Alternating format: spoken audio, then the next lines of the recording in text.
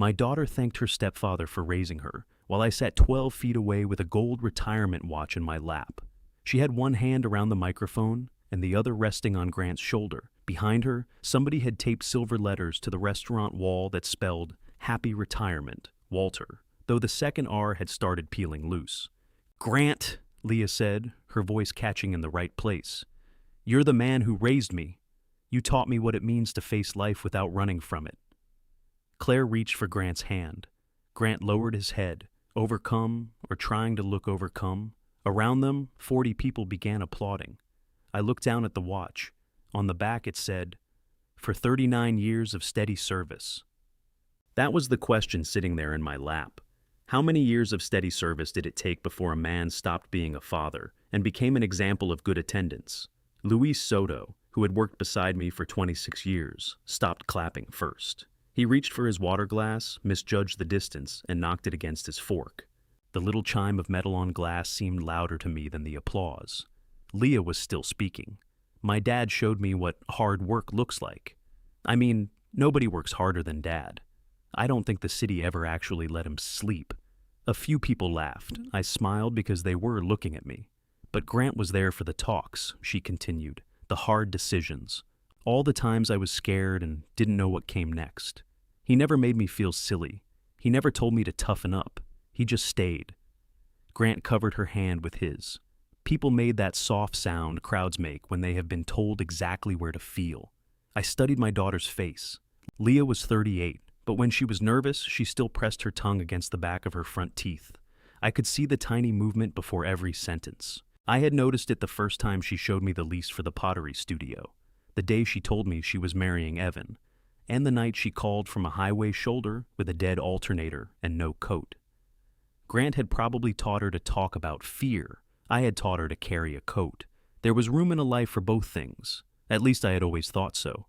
To both my fathers, Leah said, lifting her wine glass, but especially to the one who raised me. The applause came again.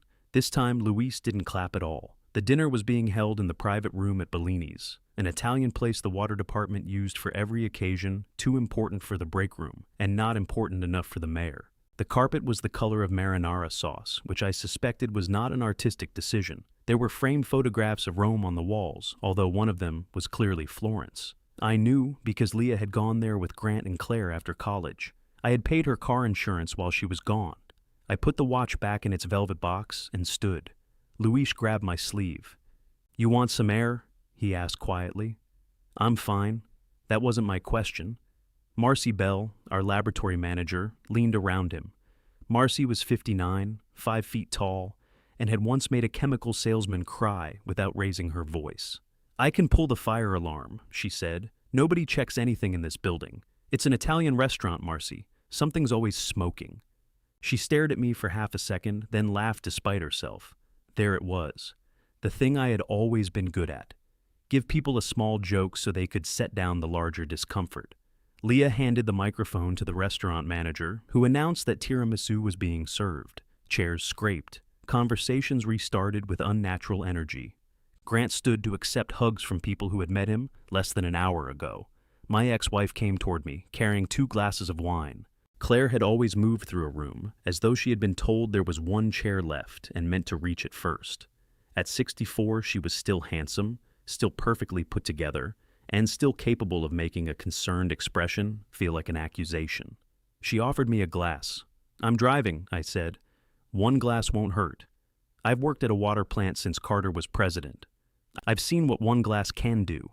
That doesn't make sense. It does to me." Claire took a sip from the rejected glass. Leah was nervous. She hid it well. She spent weeks arranging this. I know. The photographs were a nice touch. Along one wall, Leah had pinned pictures from my career to a corkboard. There I was in an orange hard hat in 1987, standing beside a pump assembly. There I was receiving a safety award. There I was at a department picnic, holding a paper plate and squinting into the sun. If you followed those photographs, I had apparently spent 39 years alone beside machinery. There were no pictures of Leah and me. Claire glanced toward the display and then back at me. "Please don't do this tonight." I hadn't done anything. That was usually my part in family conflict, but Claire could hear my silence like other people heard shouting. "I'm eating cake," I said. You know what I mean? I usually do. She wasn't saying you didn't matter.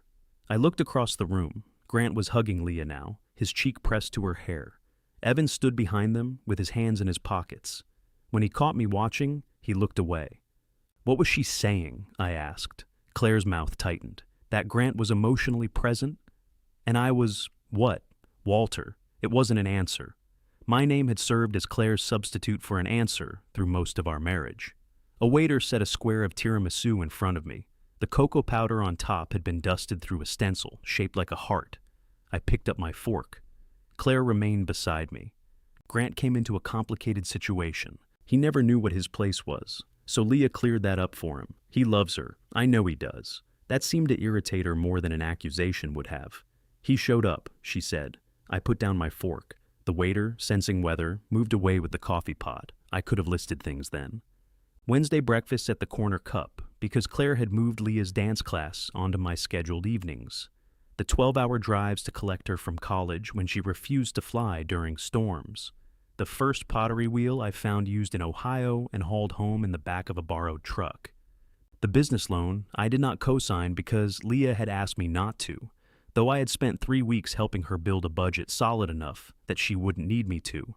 But a list would have sounded like an invoice. Love turned ugly when a person itemized it under fluorescent light. So I said, I was there. Claire looked at me with something close to pity, not in the way she needed. Then she walked back to Grant. Luis slid into the empty chair beside me. He watched Claire go. I never liked her. You liked her when she brought enchiladas to the Christmas shift. I liked the enchiladas. I have a sophisticated ability to separate art from artist. He took the second tiramisu from the empty place setting beside us.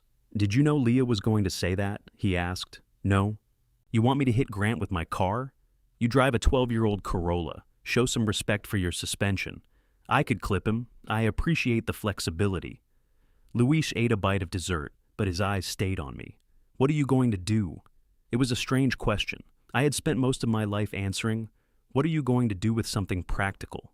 A burst pipe? A failed motor? A daughter stranded 80 miles away? There was always a sequence. Shut the valve. Cut the power. Bring the right tools. This didn't have a valve. Before I could answer, the restaurant manager tapped the microphone and asked me to say a few words. Everyone turned. For one bright, stupid second, I imagined telling the truth, not yelling. I have never trusted yelling. Yelling lets people dismiss the words because of the volume. I imagined standing calmly with the microphone and saying, Grant met Leah when she was 17. I imagined watching people do the arithmetic. I imagined naming every night Claire called because Leah needed help, and every morning Claire later described me as absent. The fantasy lasted maybe 3 seconds. Then Leah smiled at me from beside Grant, proud of the evening she had made. I stood. The microphone felt greasy in my hand. I had a speech, I said, but the city kept it because they were afraid it contained useful information. The water department people laughed on instinct. I thanked the operators, technicians, mechanics, lab staff, and office workers. I thanked Luis for covering shifts and Marcy for catching mistakes before they reached the river. I thanked the newer people for learning jobs that looked boring right up until the moment they became essential. Then I looked at Leah, and thank you to my daughter for putting all this together. Her smile widened with relief. I could feel Luis watching me. Retirement sounds like an ending, I continued, but I'm told it's mostly people asking what you're going to do now that you have all this free time. More laughter. Leah called, I have a list. That got the biggest laugh of the night. She pointed at me, playful and bright. The studio, Dad. Don't forget. I haven't forgotten. Everyone heard agreement in that.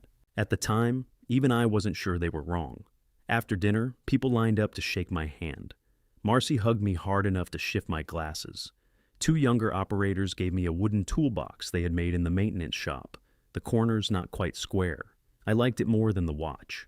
Grant waited until Claire and Leah had gone to collect their coats. He approached me holding 2 gift bags and wearing the cautious smile of a man stepping onto ice.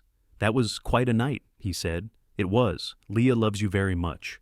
I looked at him. He adjusted his grip on the bags. You know what she meant. Everybody keeps telling me that. She was emotional. So I heard. She wasn't trying to diminish you. No. Grant exhaled through his nose. I'm not looking for a fight, Walter. Neither am I. That was true. What I wanted was for him to stop explaining my daughter to me. He glanced toward the coat room. I hope this doesn't become a thing. There are sentences that reveal more than the speaker intends. Grant wasn't worried I had been hurt. He was worried my hurt might become inconvenient. I took my coat from the back of my chair. Good night, Grant. Outside, cold air caught in my throat.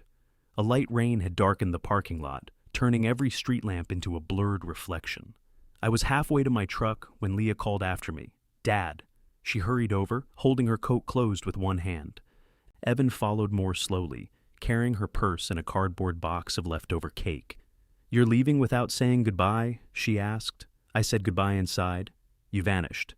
I'm standing 20 feet from the door. She searched my face. Did you have a good time? Evan looked down at the cake box. You did a beautiful job, I said. That isn't what I asked. For a moment, I thought she knew. Then she smiled and touched my arm. You're just overwhelmed. I get it. Big life change. Behind her, Claire appeared under the awning. Leah, she called. Let him go. He's tired. My daughter gave me a quick hug. Sleep in tomorrow. You've earned it. At home, I set the gold watch on my kitchen counter. The house was quiet except for the refrigerator and rain ticking against the window above the sink. I opened the wooden toolbox.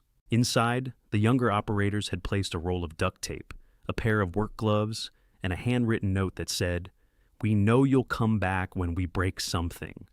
I laughed once. Then my phone buzzed. Leah had sent a message to the family group. Amazing night.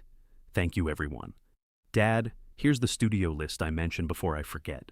Below it were 11 jobs, organized by room.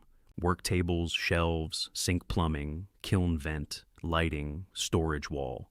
A note at the bottom said, Grant can help with design decisions, and Evan will pitch in whenever work isn't crazy.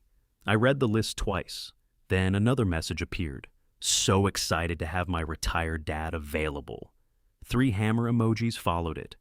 I stood alone in my kitchen, still wearing the suit I had bought for my own retirement dinner, and looked from the list on my phone to the watch on the counter. For 39 years of steady service.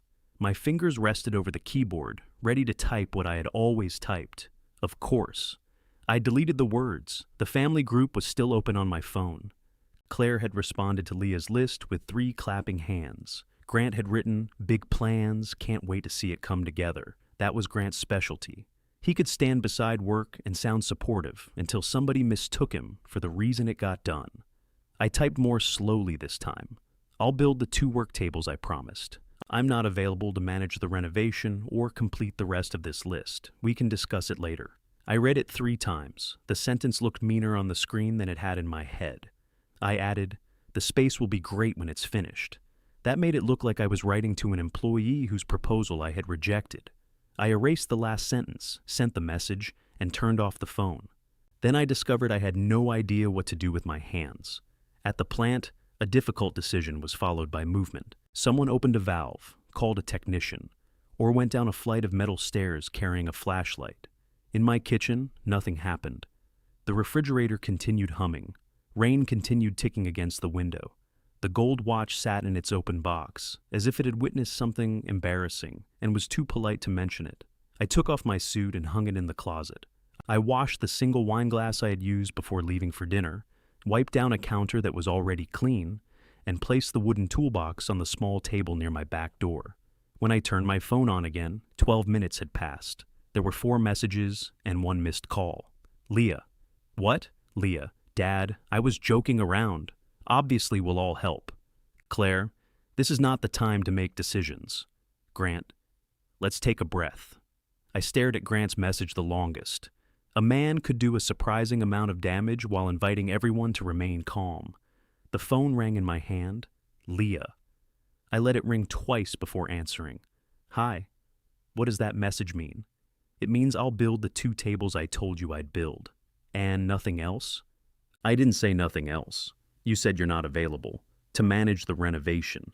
I never asked you to manage it. I walked to the living room and lowered myself into the chair by the front window. The rain had thickened, washing the street in a gray shine. You sent me a list with 11 jobs. It's a wish list. It has estimated hours beside each item. That was so we could plan. Who's we?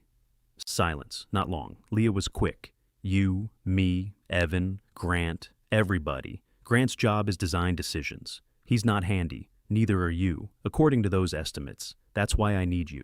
There it was, plain enough to be almost tender. I rubbed a thumb along the chair arm. I had refinished it 6 years earlier after Leah said it looked like something from a dentist's waiting room. She hadn't been wrong. I know you need help, I said. That doesn't mean I agreed to all of this. We've been talking about the studio for months. You've been talking, I've been listening. That's a really unfair distinction. Is it? She breathed into the phone. Behind her, I heard a cabinet close. Then Evan's voice too muffled to understand. Is this because of what I said tonight? I watched water gather at the bottom of the window and travel sideways along the sill. We'll talk about that when we're both rested. So it is. You asked me a question and then answered it yourself. Dad? The word came out exhausted, as if I were creating work for her. I didn't mean that Grant literally did every single thing, she said. It was a toast. Those are usually meant to be true. Oh, come on. I said nothing. She lowered her voice. You know he's sensitive about his place in the family. I'm learning a lot about everybody's place in the family. You don't have to compete with him. I wasn't aware I was. That's what this feels like. No, Leah. Competing would be if I took the microphone and listed reasons you should choose me. I didn't do that. You barely spoke to anyone after my speech. I gave a 5-minute retirement speech. You know what I mean. That was twice in one night. Mother and daughter, handing me the same empty phrase and expecting me to fill it. I'm going to bed, I said. You're upset. So now the studio has to suffer. The studio is a building. My business, Dad, your business had a plan before I retired. It did. You were part of the plan. Did you ask me? She didn't answer. I closed my eyes. I was tired enough that the darkness behind my eyelids seemed to move. I'll call you tomorrow, I said. You always do this. My eyes opened. Do what? Shut down when something gets emotional. I'm talking to you. No, you're using that plant manager voice. Everything is calm and reasonable, and somehow I'm the one acting crazy. You're not acting crazy, see? That. You decide what everyone is feeling, then you sit there like you don't have any feelings at all. There were a dozen replies available. Most of them would have been accurate. None would have helped. I'm hurt, I said. The words sounded unfamiliar in my mouth. Leah went quiet. Not irritated quiet. Not waiting to speak quiet. For the first time since she called, there was simply nothing on the line. I continued before I could make the sentence smaller. What you said hurt me. You thanked another man for raising you at my retirement dinner. Then, before I got home, you sent me a work list for the months ahead. That wasn't, I know. You didn't connect those things. That's not what I meant. It's what happened. Her breath trembled once. Grant did raise me in a lot of ways.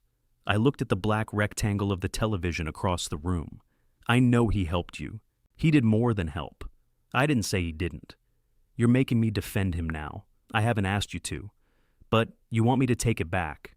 I considered that. Did I? In the restaurant, yes. I had wanted time to fold backward. I had wanted the microphone back in her hand before the sentence came out.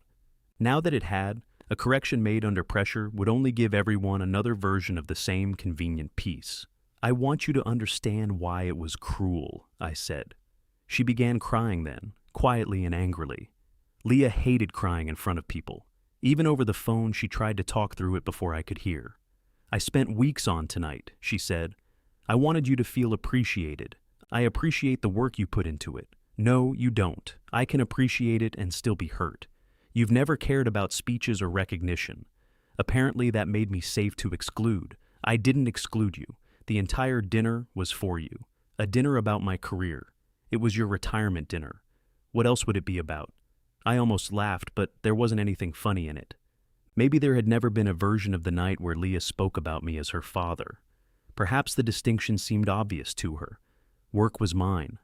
Love belonged to Grant. Evan spoke again in the background. Leah covered the phone, but not well enough.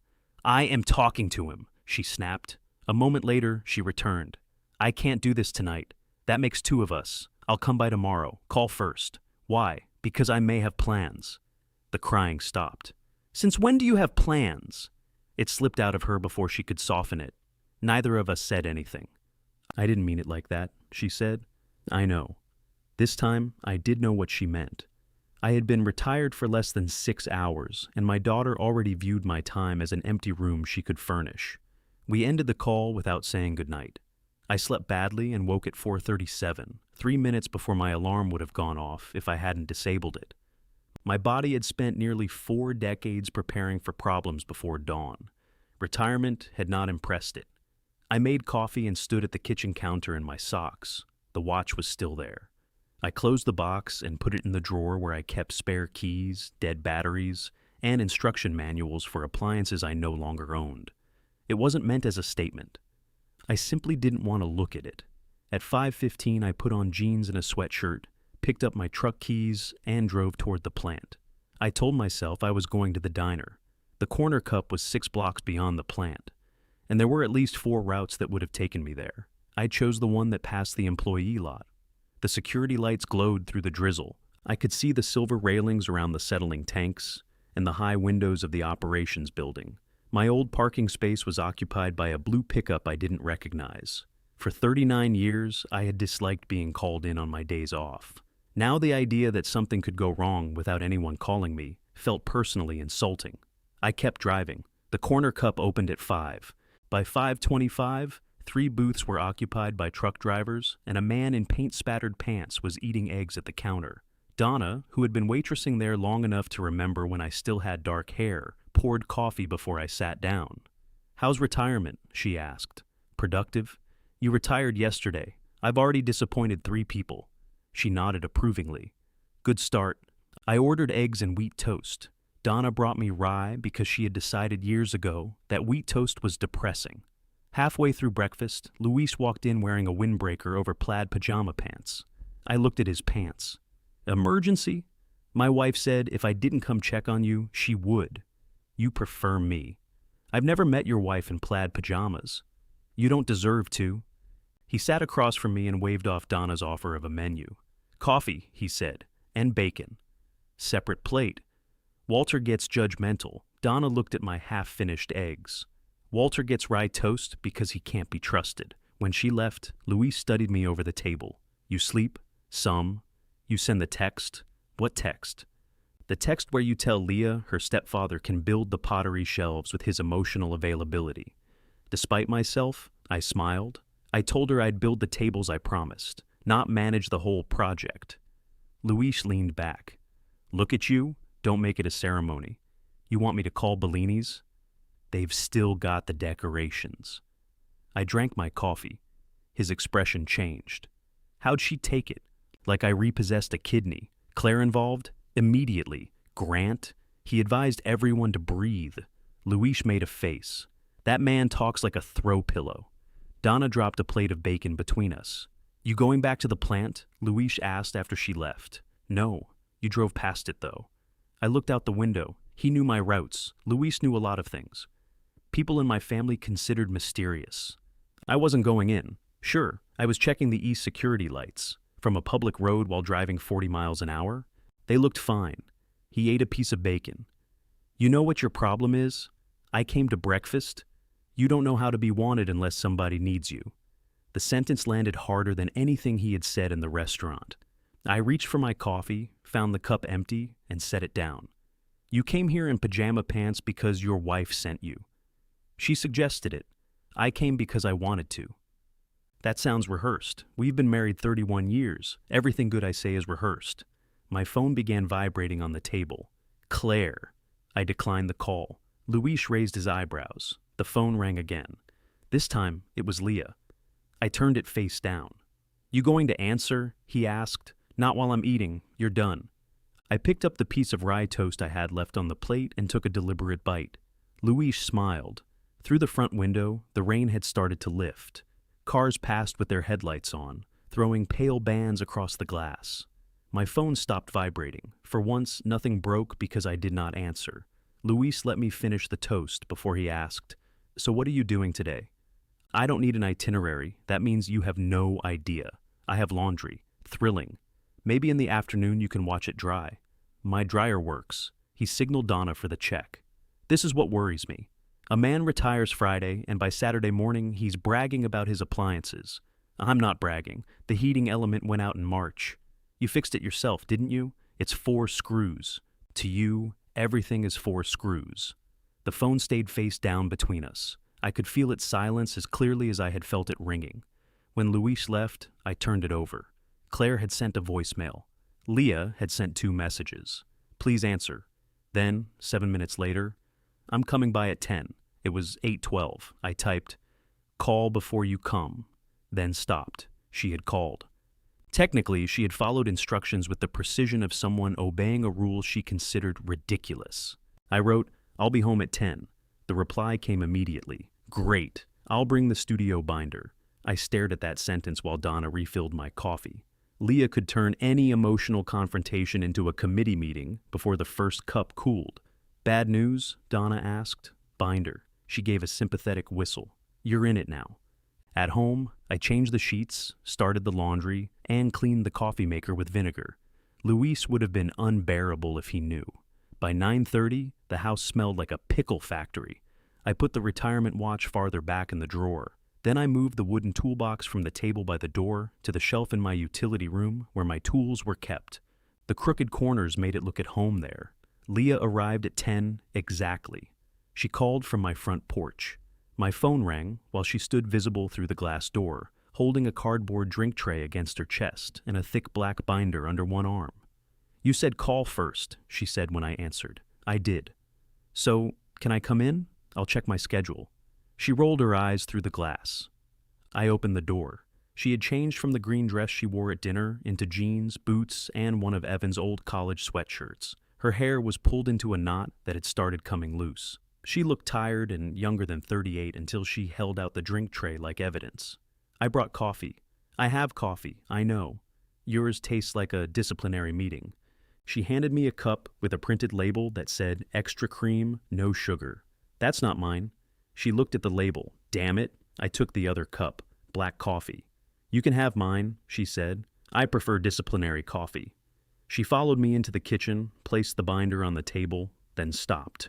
What's that smell? Vinegar? Why? The coffee maker. Did something happen to it? I cleaned it. Her eyes narrowed. Are you cleaning things because you're angry? I'm cleaning things because they're dirty. Your house has never been dirty. Then the system works. She almost smiled. It came and went so quickly that neither of us acknowledged it. We sat across from each other. She wrapped both hands around the wrong coffee and stared at the lid. I'm sorry, she said. The words arrived sooner than I expected. For what?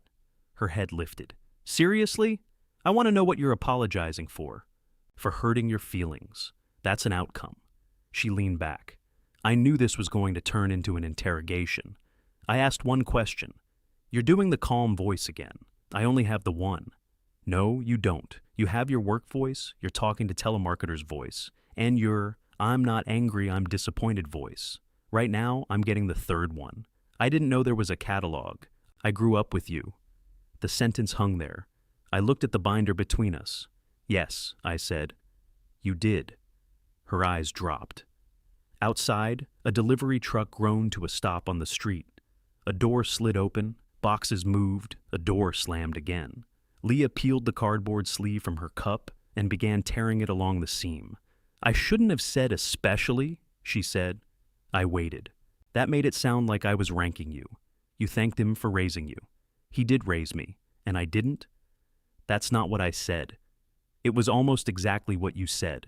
She pulled the sleeve apart and laid the two halves side by side. Why does it have to be all or nothing? I'm not the one who made it that way. I was trying to tell Grant what he meant to me. You could have done that without removing me from the job. I did not remove you. You credited me with working hard. You credited him with being your father. Her jaw tightened. You were working hard. All the time. There were reasons for that. I know, do you? Yes, Dad. Mom told me about the mortgage and the insurance and the overtime. I'm not ungrateful, Claire had told her. That explained the tone. My life had been reduced to a financial seminar Leah was expected to appreciate. This isn't about gratitude, I said. Then what is it about? I don't want to be remembered as a man who went to work while somebody else raised my daughter. She looked toward the front window. That's not how I remember it. There was the truth at last. Not kind, not complete, but true. How do you remember it? She kept looking away. I remember knowing not to wake you. I said nothing. I remember Mom making everybody be quiet because you were sleeping. I remember leaving notes on the counter if I needed something because you were gone by dinner. I remember Grant sitting in the kitchen with me until 2 in the morning when I thought I'd picked the wrong college. I remember him talking me through my first gallery rejection while you replaced the sink in my workroom. The drain was leaking onto the floor. I know. You had towels around the cabinet. I know, Dad. If I hadn't fixed it, the particle board would have swelled. That is exactly what I mean. Her voice cracked. She pressed her lips together and studied the remains of the cup sleeve. I remembered the rejection. Leah had submitted 8 pieces to a regional show, and the curator had chosen none of them. She had stood in that workroom with her arms crossed while I removed the trap beneath the sink. I had told her juried shows were subjective. I had said she would make better work. I had not asked to see the pieces. At the time, I thought avoiding false praise was a form of respect.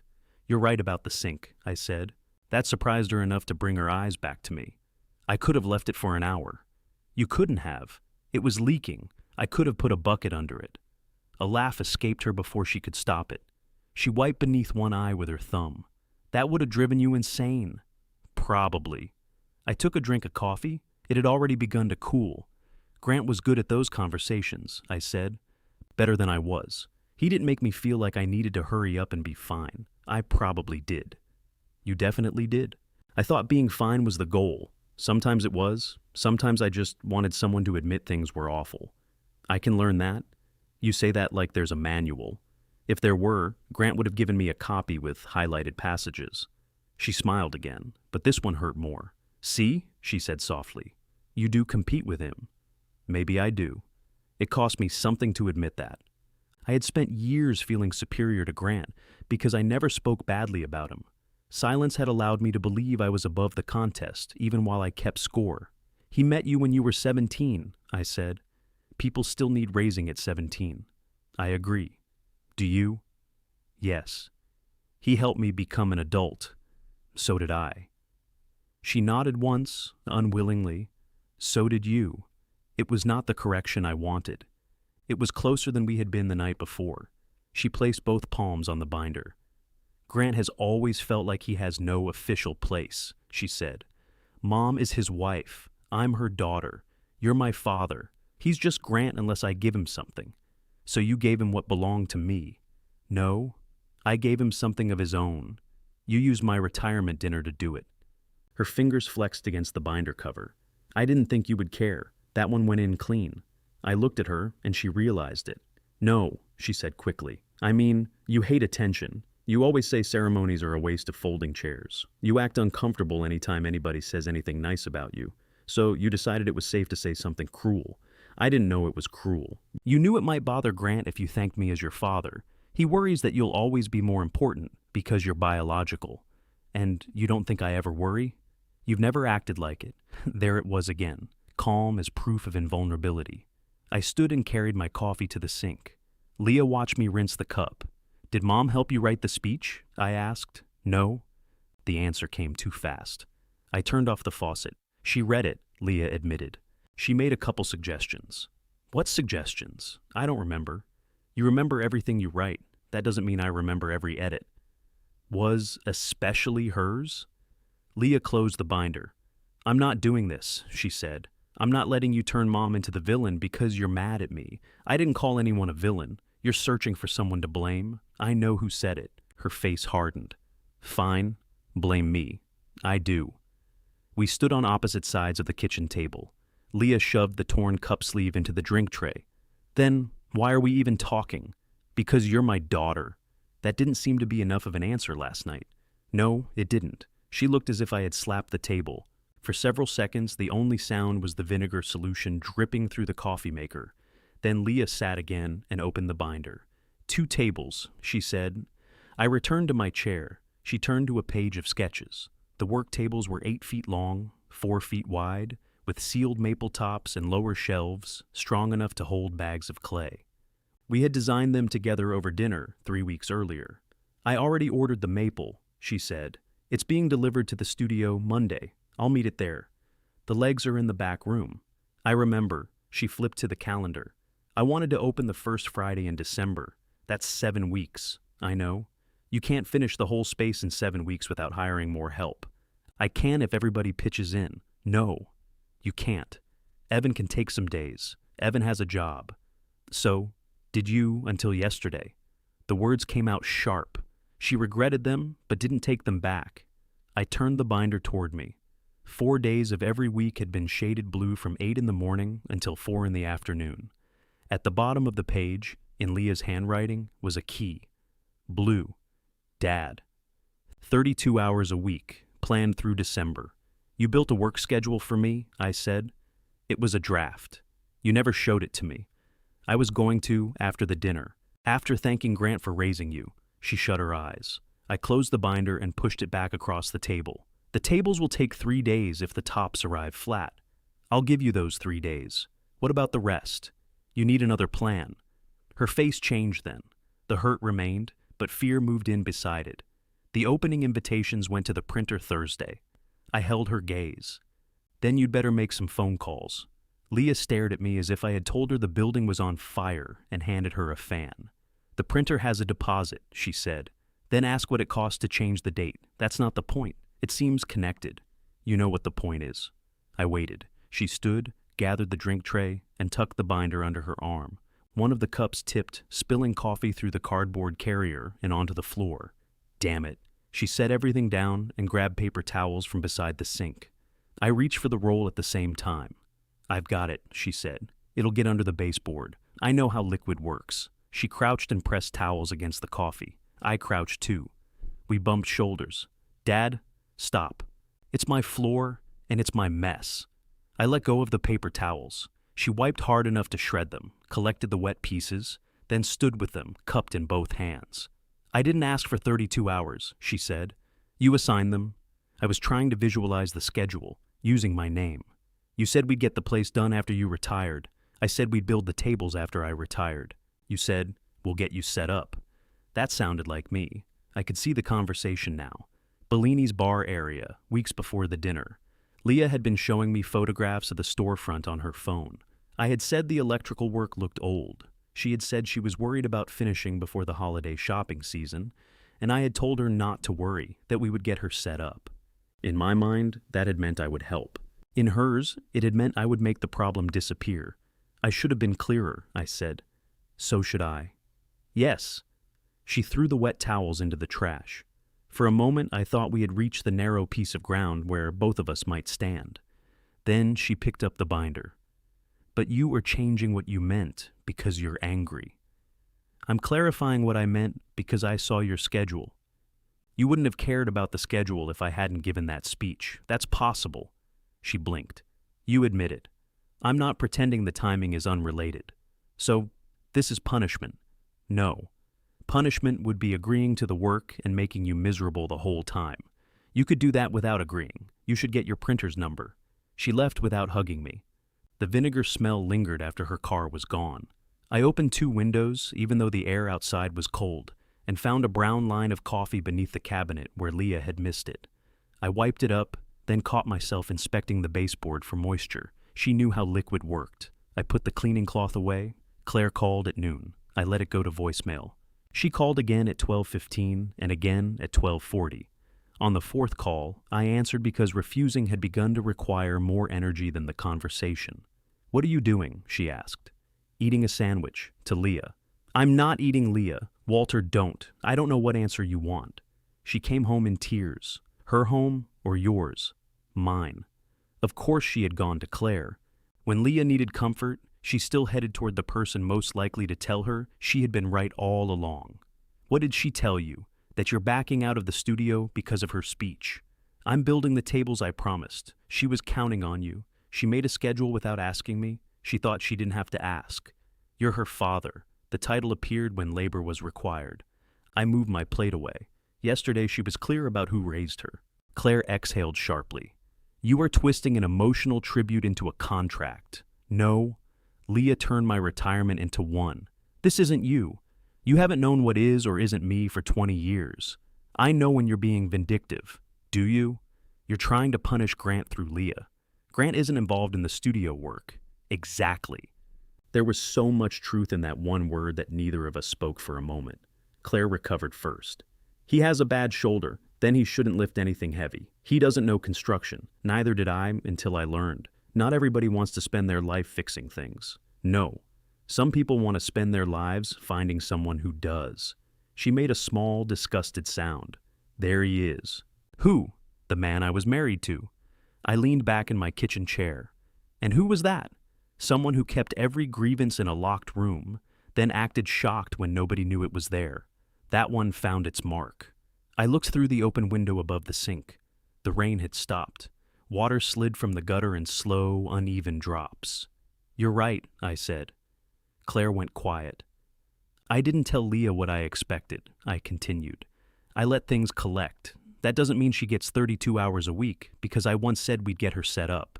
You're making her pay for a mistake you trained her to make. Maybe I am. That's a terrible thing to admit. It would be worse not to notice. She lowered her voice. Just help her through the opening. After that, take whatever stand you need to take. That's what everybody says when they want a boundary delayed, until it no longer matters. This isn't a boundary, it's retaliation. If I had made the same decision before the dinner, would it still be retaliation? But you didn't. No, I didn't understand the arrangement before the dinner. Claire had no quick answer to that.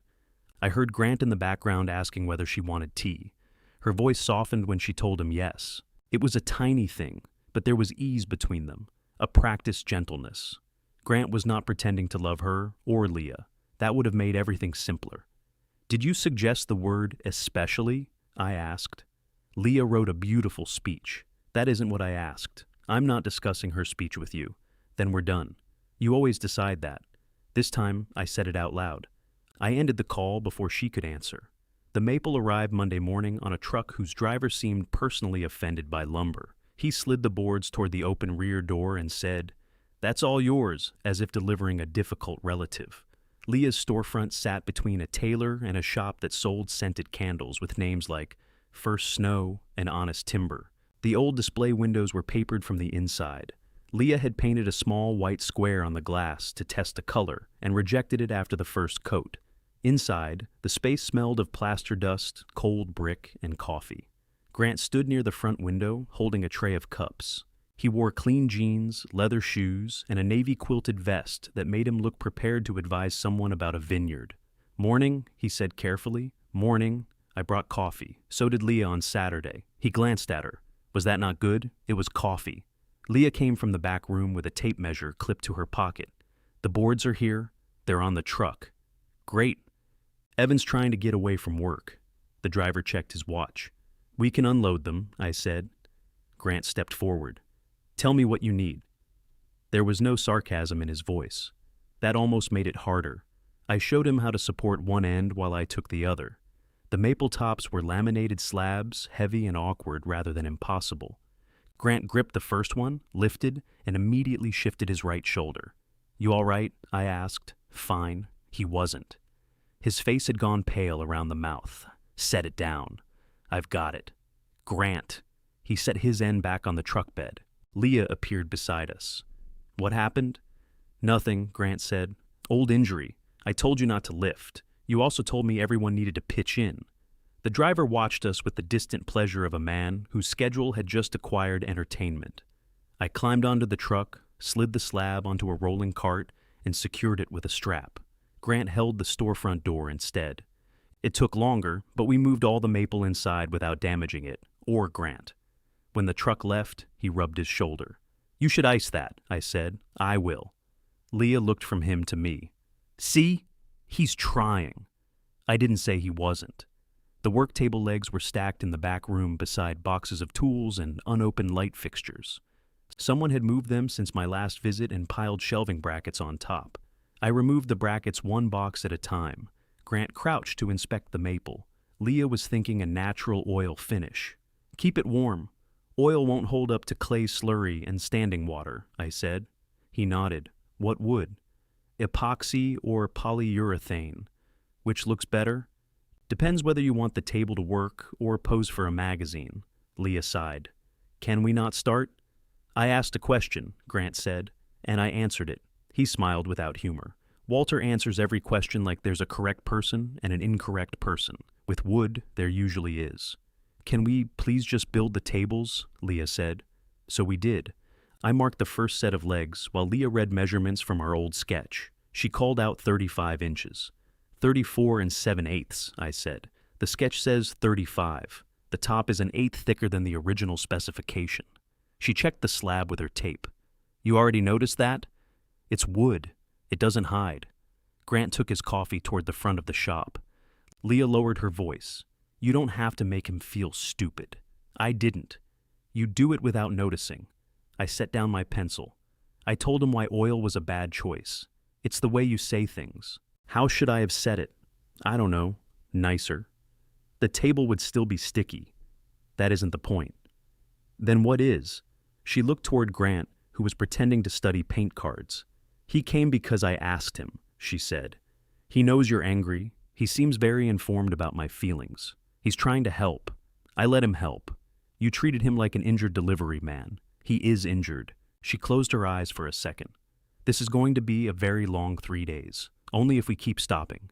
We worked until noon. Leah measured, I cut, and Grant sorted hardware at a folding table near the window. He mislabeled 2 bins, discovered the mistake himself, and relabeled them without comment. Evan arrived carrying sandwiches and wearing office clothes under an old canvas jacket. He kissed Leah, shook Grant's hand, then looked at me. Can I borrow you for a second? He led me outside beneath the tailor's striped awning. The air smelled like damp concrete and artificial pine from the candle shop. I didn't know about the schedule, he said. I didn't ask. I know. I'm telling you anyway. Why? Because Leah said we had a plan. I thought the 2 of you had worked it out. We hadn't. He nodded, staring through the papered window. She's been saying for months, Dad will take care of it. That sounds more like her. I should have asked what that meant. So should she. So should you. I looked at him. Evan shoved his hands into his jacket pockets. You let her say it. It annoyed me because it was true. Before I could answer, Leah opened the storefront door. Food's getting cold. Evan held the door for me. Inside, Grant was unwrapping sandwiches. Don't worry, he told Leah. Once everybody settles down, Walter will come around. I put my work gloves on the table. No, Grant, I said. He won't. Grant held the sandwich halfway to his mouth. Leah looked at me. What does that mean? It means I'm not waiting to settle down so I can agree to something I already declined. Nobody asked you to agree to anything right now, Grant said. You just announced that I would. He set the sandwich back on its wrapper. I was trying to reassure Leah. Use your own time. His expression tightened. Evan moved the hardware bins aside and made room for the food. Maybe we can eat without negotiating Walter's calendar. It was the first time I had heard my son-in-law use my first name in front of the family. Usually I was Dad, a title he had adopted after marrying Leah. Coming from him, Walter sounded less intimate but more respectful, like he was reminding the room I was a separate adult. Leah handed me a turkey sandwich. Mustard's on the side. Thank you. Grant looked at the label on his wrapper. This one says, no tomato. That's mine, Evan said. I have the chicken. That's mine, Leah said. For 30 seconds, all 4 of us passed sandwiches around, as if solving a puzzle designed for tired people. Grant ended up with turkey and extra mustard. I got chicken salad. I ordered turkey, I said. Do you want to trade? Grant asked. No, this is fine. He stared at me. I can't tell if that was a comment. It was about chicken salad. That's what I mean. Grant, Leah warned. No, I'd like to understand. I walked in here knowing Walter was upset, but I'm not sure what I'm allowed to say. You're allowed to say whatever you want, I told him, and then you'll correct me, if you speak for me. I said you'd come around. It was optimism, not a legal declaration. I heard it. He leaned back in the folding chair, winced when his shoulder touched the metal frame, then tried to disguise the wince by reaching for his coffee. You have always had the luxury of certainty, he said. No matter how distant you were Leah's father. I had to earn a place every day. You did earn one. That stopped him. I opened the mustard packet with my teeth and squeezed it onto the wrong sandwich. Grant looked genuinely confused. Then, what are we arguing about?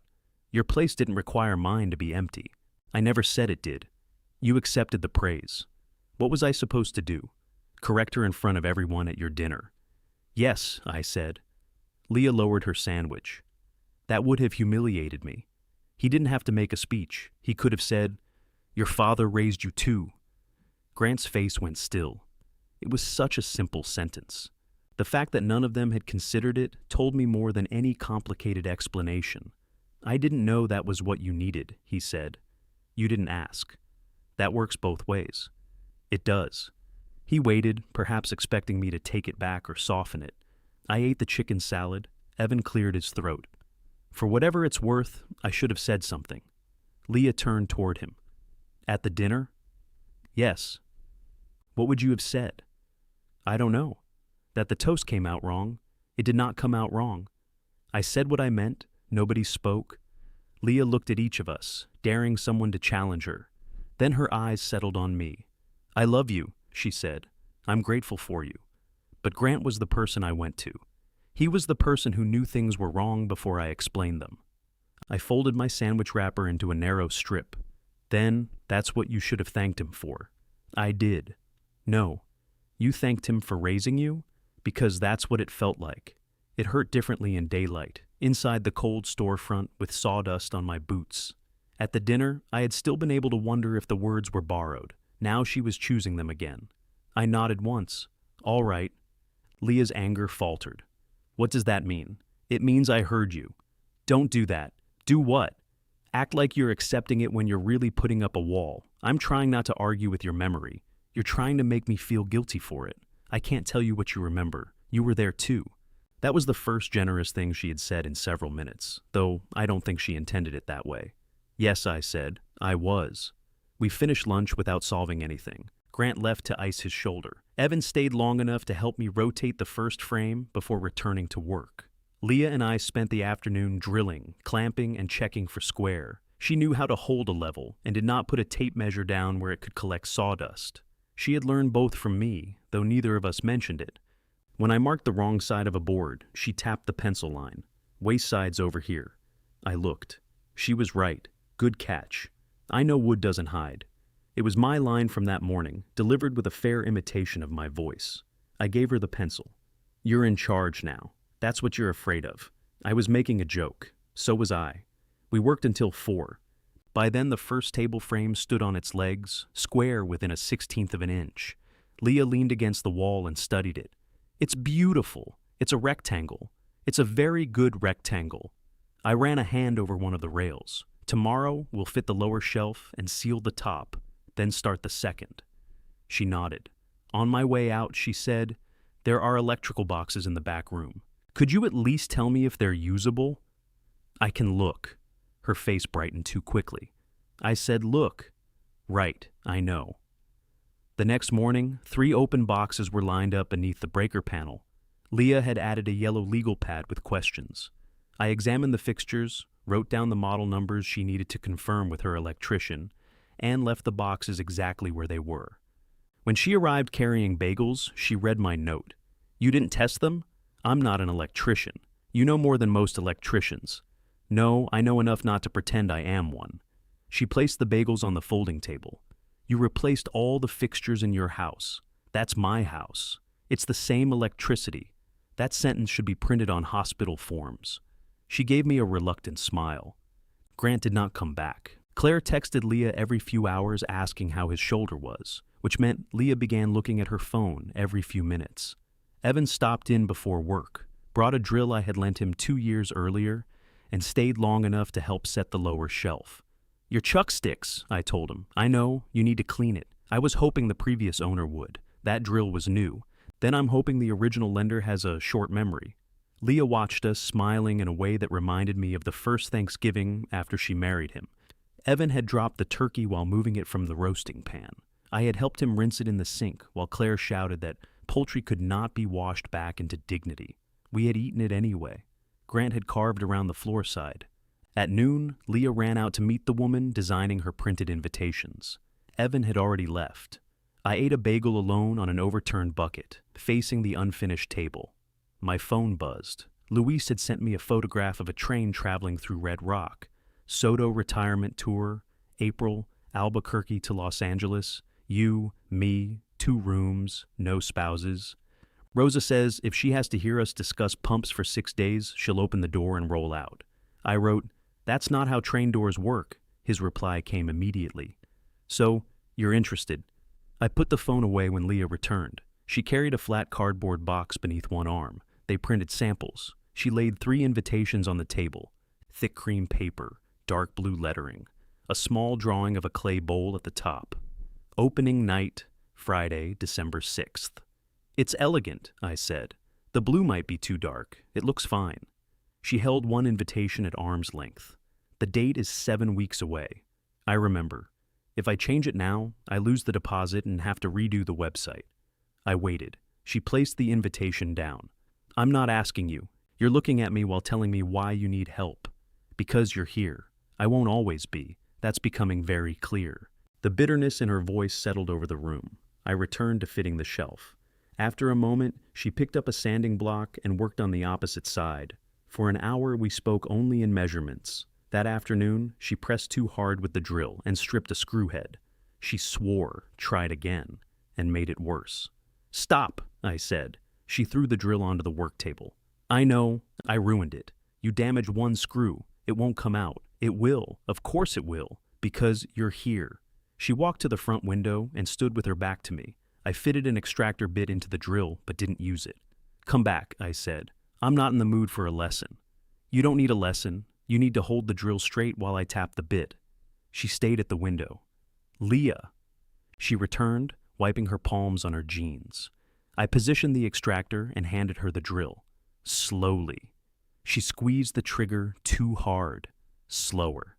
I am going slowly. That screw thinks it's at the Indianapolis 500. She laughed despite herself, eased the pressure, and the damaged screw backed out. See, I said, you did that. You held the drill. You chose the bit. Next time, you'll choose it. She looked at the screw in her palm. And if you're not here, you'll still know how. We finished both tables on the third afternoon. Leah ran her fingers across the sealed tops, checking for rough places. The maple glowed under the temporary lights. For a few minutes, neither of us said anything. Building something had always been our easiest form of peace. Then she looked toward the empty walls. The shelving brackets are already here, she said. I wiped polyurethane from my gloves. I saw them. If we started tomorrow, we could finish the storage wall by Friday. I'm not coming tomorrow. Her hand stopped on the table. The tables took 3 days, she said. That's what I told you. I thought maybe after working together that I'd come around. She flinched at the phrase. Near the front window, the black binder lay open to her calendar. The blue blocks with my name had been crossed out. In the space beneath Thursday, she had written one word. Unassigned. I closed my toolbox. The tables are done, I said. Leah looked at the shelves still in boxes, then back at me. No, she said quietly. They're the only things that are. That's true, I said. Leah's face changed as though she had expected an argument and didn't know what to do with agreement. I latched my toolbox. The shelves aren't done. The sink isn't installed. The lights aren't up. Those are real problems, but they aren't proof that I owe you another month. I didn't say you owe me. You shaded 32 hours a week in blue. I crossed it out. After I found it. She turned away and began straightening items that were already straight. The sanding blocks, the sealed cans, the clean brushes wrapped in plastic. What are you doing tomorrow? She asked. I don't know. Then why can't you come for a few hours? Because not having plans isn't the same as being available. She dropped a brush into the box, harder than necessary. That sounds like something you read on a coffee mug. It probably is. You're going to sit at home to prove you can. I might. That's unbelievably childish. Maybe, but it would still be my Thursday. She folded her arms. I hope you enjoy it. I carried my toolbox toward the door. Dad. I stopped. For 1 second, I thought she might ask me to stay without mentioning the shelves. I might have. I wanted her to. Instead, she said, Can you leave the drill? I set it on the folding table and walked out. At home, I spent 20 minutes putting tools away and 40 minutes deciding where to put the extra box of screws. I finally left them on the workbench, which meant they were no closer to a decision than when I started. Thursday morning stretched in front of me with no shape. I read the newspaper online. I cleaned the hair out of the vacuum roller. I stood in the utility room and considered reorganizing a cabinet that had been organized since 2019. At 8:10, I picked up my truck keys. The studio opened to the alley, and Leah would need help moving the shelving boxes away from the wall. I could stop by for an hour without surrendering a month. I could say I had come to collect my drill.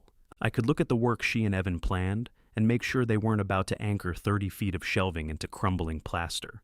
My phone rang before I reached the door. Luis said, "Wear boots." "Good morning to you, too. Boots, gloves, clothes you don't mind getting muddy.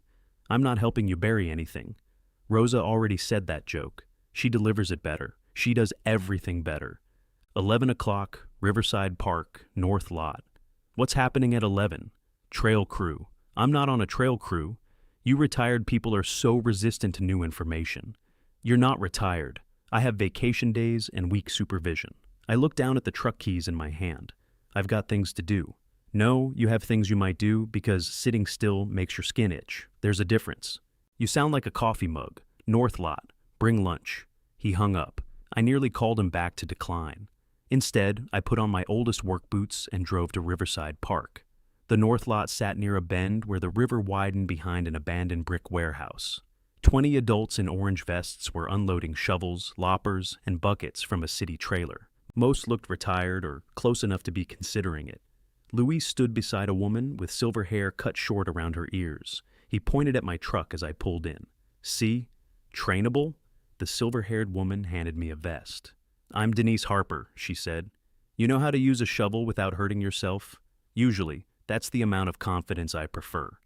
Luis had found the group through Rosa, who volunteered with them twice a month.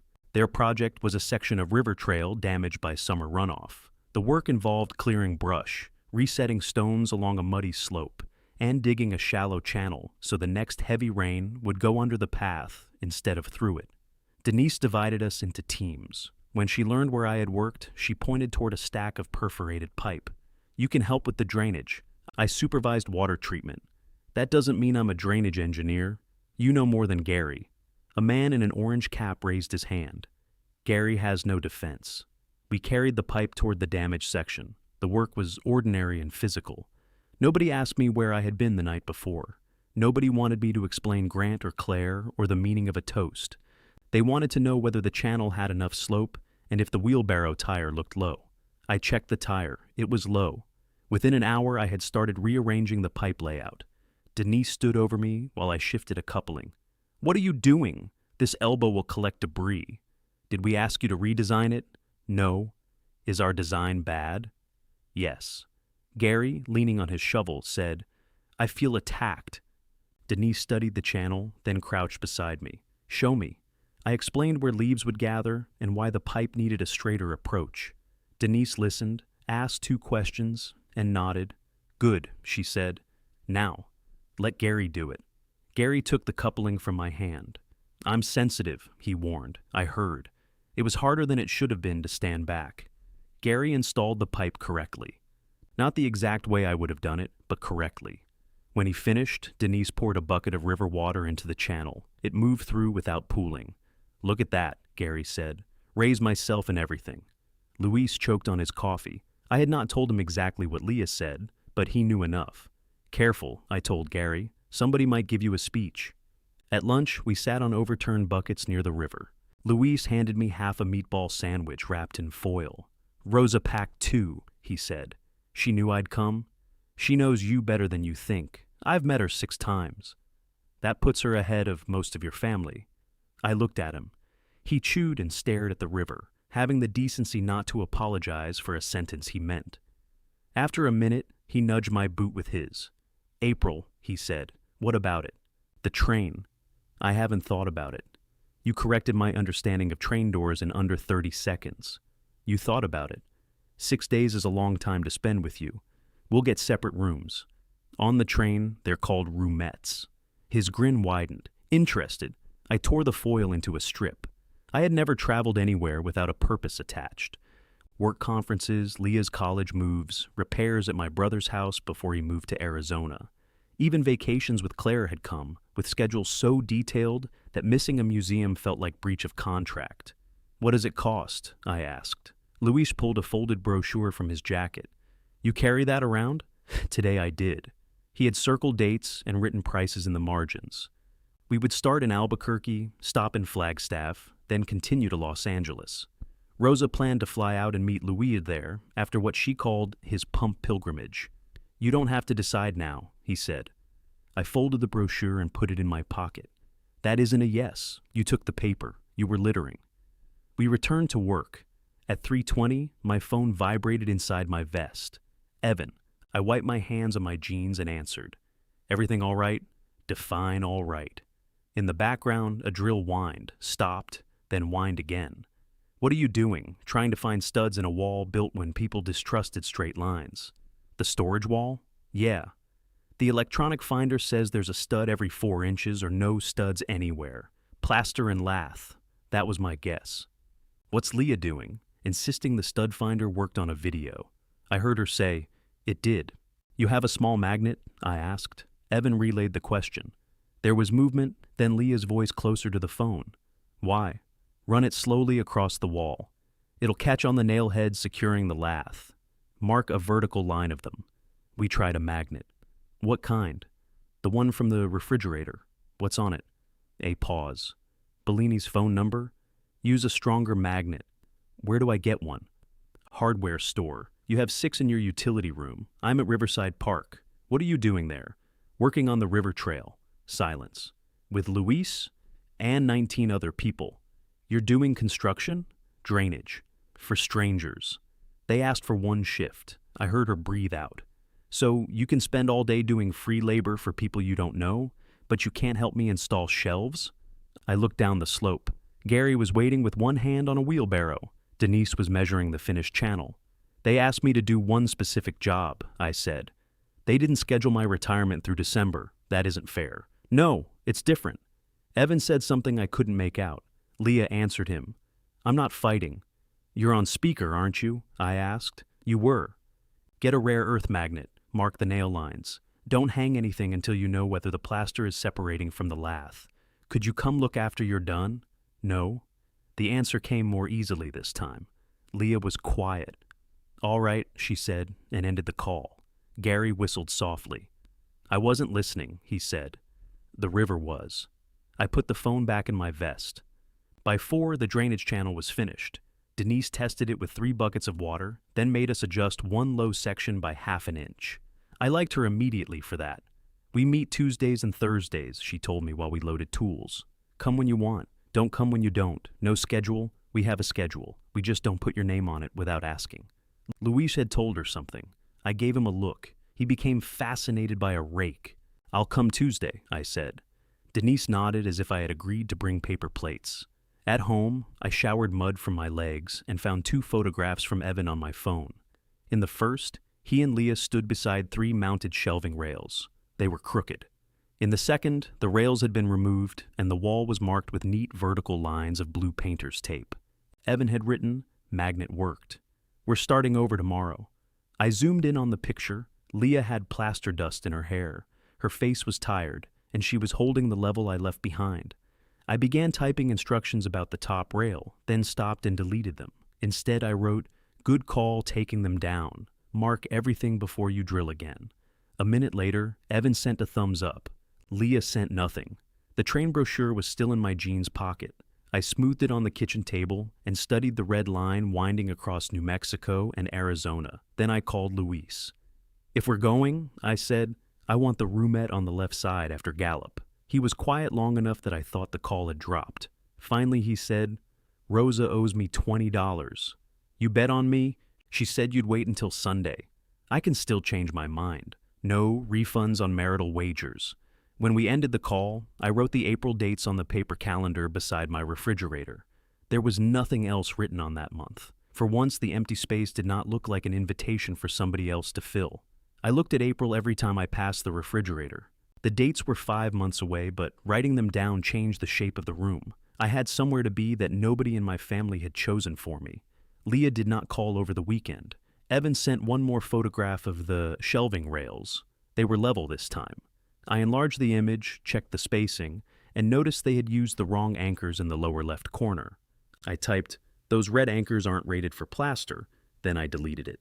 A minute later, I typed, "What anchors did you use lower left?" Evan responded with a photograph of the package. I called him. "You need to replace those.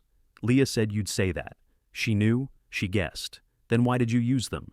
We had them. That isn't an engineering standard. It is at 4:30 on a Saturday when the hardware store closes at 5. Take them out before you load the shelf. We will. I heard Leah in the background. Tell him we know. She says we know. I heard her. She knows you heard her. Then this is efficient. Evan laughed. Leah did not. Before we hung up, I told him the anchors I would use. I did not offer to bring them. It bothered me for the rest of the afternoon. I told myself I was worried they would crack the plaster. That was partly true. The less flattering truth was that I wanted Leah to ask again. I wanted her to reach the point where she had to say she needed me, and I wanted the right to decide whether she had earned my help. There was punishment in that, no matter what name I gave it. I went to the utility room and stood in front of 6 unopened packages of the correct anchors. I had bought them on sale because I had planned to use 2 and considered wasting money a moral failure. I left them on the shelf. At the River Trail Tuesday, Gary handed me a shovel and said, "Your family survived the magnet crisis?" Barely. Mine once hung a television with drywall anchors. We watched half a football game before the wall resigned. Denise pointed us toward a washed-out set of timber steps. "No redesigning until you've heard the plan," she told me. "I redesigned one thing. You redesigned it correctly. That makes you more dangerous." We spent the morning replacing 2 rotted treads and resetting gravel. I forced myself to ask Gary what he thought before correcting him. His idea was worse than mine, but not by enough to matter. We used it. At lunch, he mentioned a community makerspace in an old warehouse 3 streets from the park. They need somebody for basic shop nights, he said. Measuring, saw safety, fixing wobbly furniture. Adults only. Half of them bought power tools during lockdown and still treat the instruction manuals like threatening letters. I'm not a teacher. You explained drainage to me for 40 minutes. That was different. You used a stick to draw a cross-section. You weren't understanding words. Denise sat down beside us with a thermos. They lost their Thursday instructor. Go once. If you hate it, Gary will stop asking. Gary shook his head. I won't, but she can't control me. I agreed to visit the following week. That evening, Claire left a voicemail inviting me to dinner on Sunday. She called it a family meal, which meant attendance would later be used as a measure of loyalty. I waited until Wednesday to respond. Is Leah coming? Claire wrote. Of course. I declined. She called within 3 minutes. You can't avoid her forever, she said. I'm not avoiding her. You won't come to dinner if she's here. I won't come to a dinner designed to force a reconciliation. It's pot roast. Then the pot roast deserves better marketing. Grant wants to talk to you. Grant has my number. He would rather do it face to face. Then he can call and ask. This is exhausting. I agree. She went quiet. I heard cupboard doors and the clink of dishes. You seem to be enjoying this, she said. Enjoying what? Making everyone accommodate you for once. I considered lying. A little, I said. At least you're honest. Sometimes. What do you want, Walter? I want people to stop asking that as if there's one task they can complete. I'm trying to understand what fixes this. Nothing fixes what happened. So that's it? Leah says one hurtful thing, and you hold it over her forever? No. Then come to dinner. I'm not ready. You mean she hasn't suffered enough? I looked at the correct anchors still sitting on my kitchen table. I had moved them there that morning for no reason I wanted to examine. Maybe, I said. Claire's voice softened. You're better than this. No, I'm quieter than this. That isn't the same thing. She had no answer for that. On Friday afternoon, Evan called while I was cleaning mud from my boots. Are you busy tomorrow? The careful wording caught my attention. Depends. I need advice at the studio, possibly a second pair of hands for 10 minutes. I'm not asking you to take over. What happened? The left side of the storage wall is pulling away. Did you load the shelf? Some of it. With the red anchors still in? A pause. We replaced the red anchors. All of them? A number greater than half. I closed my eyes. Take everything off the wall. We did. Is the plaster cracked? Come look, he had asked. Not assumed, not announced. Asked. I'll be there at 9, I said. The studio was quiet when I arrived. Evan had removed the shelving, stacked the brackets on the floor, and circled 3 hairline cracks with a pencil. Leah was not there. Where is she? I asked. Meeting a photographer about the website. You didn't tell her I was coming. I did not. Why? Because she would say no. I put my toolbox down. Then I should leave. Wait, I'm not trying to put you in the middle. You already did. He rubbed a hand over his face. He looked tired. His shirt was wrinkled, and dried plaster marked one sleeve. She thinks asking you for anything proves you were right, he said. That's between us. The wall is between me and my last remaining Saturday. That's between you and the wall. He laughed once without much pleasure. I knew you'd say that. Why didn't you hire someone? We got a quote. And Leah nearly swallowed her phone. That bad? Not impossible. Just more than she budgeted. I examined the cracks. The plaster had separated from the lath in a section nearly 6 feet wide. Not a disaster, but heavy wall-mounted shelves full of clay would keep pulling at it. You can repair this, I said. But I wouldn't hang the storage there. That's what I thought. You need a freestanding unit. That's what I said. Then why am I here? Because when I say it, I'm being negative. When you say it, you understand old buildings. That sounds like a marriage problem. It is. I'm not asking you to fix that either. I showed him how to check the rest of the wall by tapping along the surface and listening for hollow areas. He did it carefully. Evan was not naturally handy, but he was patient when nobody was watching him fail. We marked the weak section, then sketched a freestanding storage unit on the back of a flattened hardware box. You can buy steel shelving, I said. She hates the way it looks. Paint it. She'll say it looks like painted steel shelving. She'll be right. He smiled and adjusted one of the dimensions. This needs to be deeper, he said. The large clay boxes are 16 inches. 18-inch shelf then. See? 10 minutes. I checked my watch. We had been there an hour and 20. The front door opened. Leah entered carrying a camera bag and a paper sack. She saw me crouch beside Evan, then looked at the marked wall. What happened? The plaster pulled away, Evan said. I can see that. Why is Dad here? I asked him to come. Without telling me? I told you the wall needed a different plan.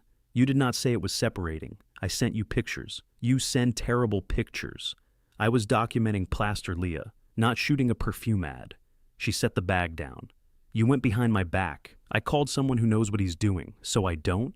That's not what I said. It's what you meant. The echo was so exact that all three of us heard it. Leah's eyes moved to me. Did you enjoy that? No. I had, for half a second. That ashamed me more than if I had lied. Evan stood. He didn't come to rescue us. I asked for advice, and he gave it. You took his side. There aren't supposed to be sides in a wall. There are when he's making a point out of every hour he gives us. I closed my toolbox. I'm leaving. Of course you are, Leah said. Evan looked at her. Stop. She turned on him. Excuse me? You don't get to talk to him like that because I called him. He showed up because I asked. That's how asking works. The room went still. Leah's face crumpled for one instant before anger put it back together. I have been asking for weeks. No, I said. You've been explaining why I should say yes. She looked at the 2 finished work tables, then at the damaged wall. You want me to beg.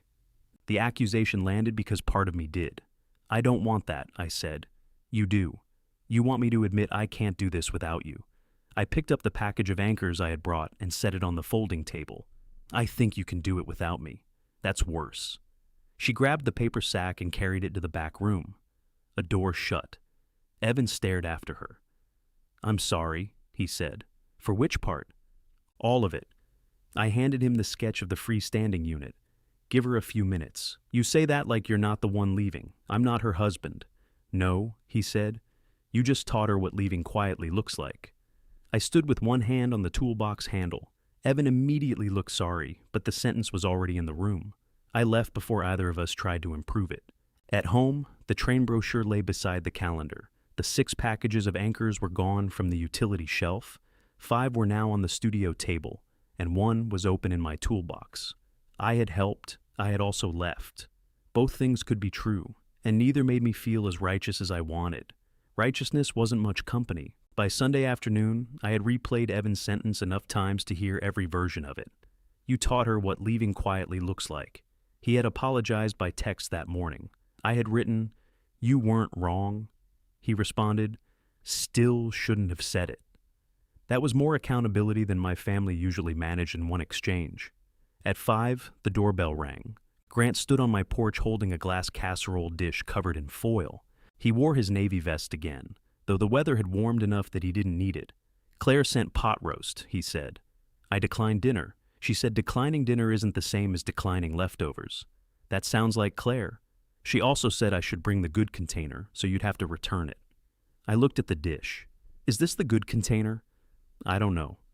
They all look like containers to me. That's going to disappoint her.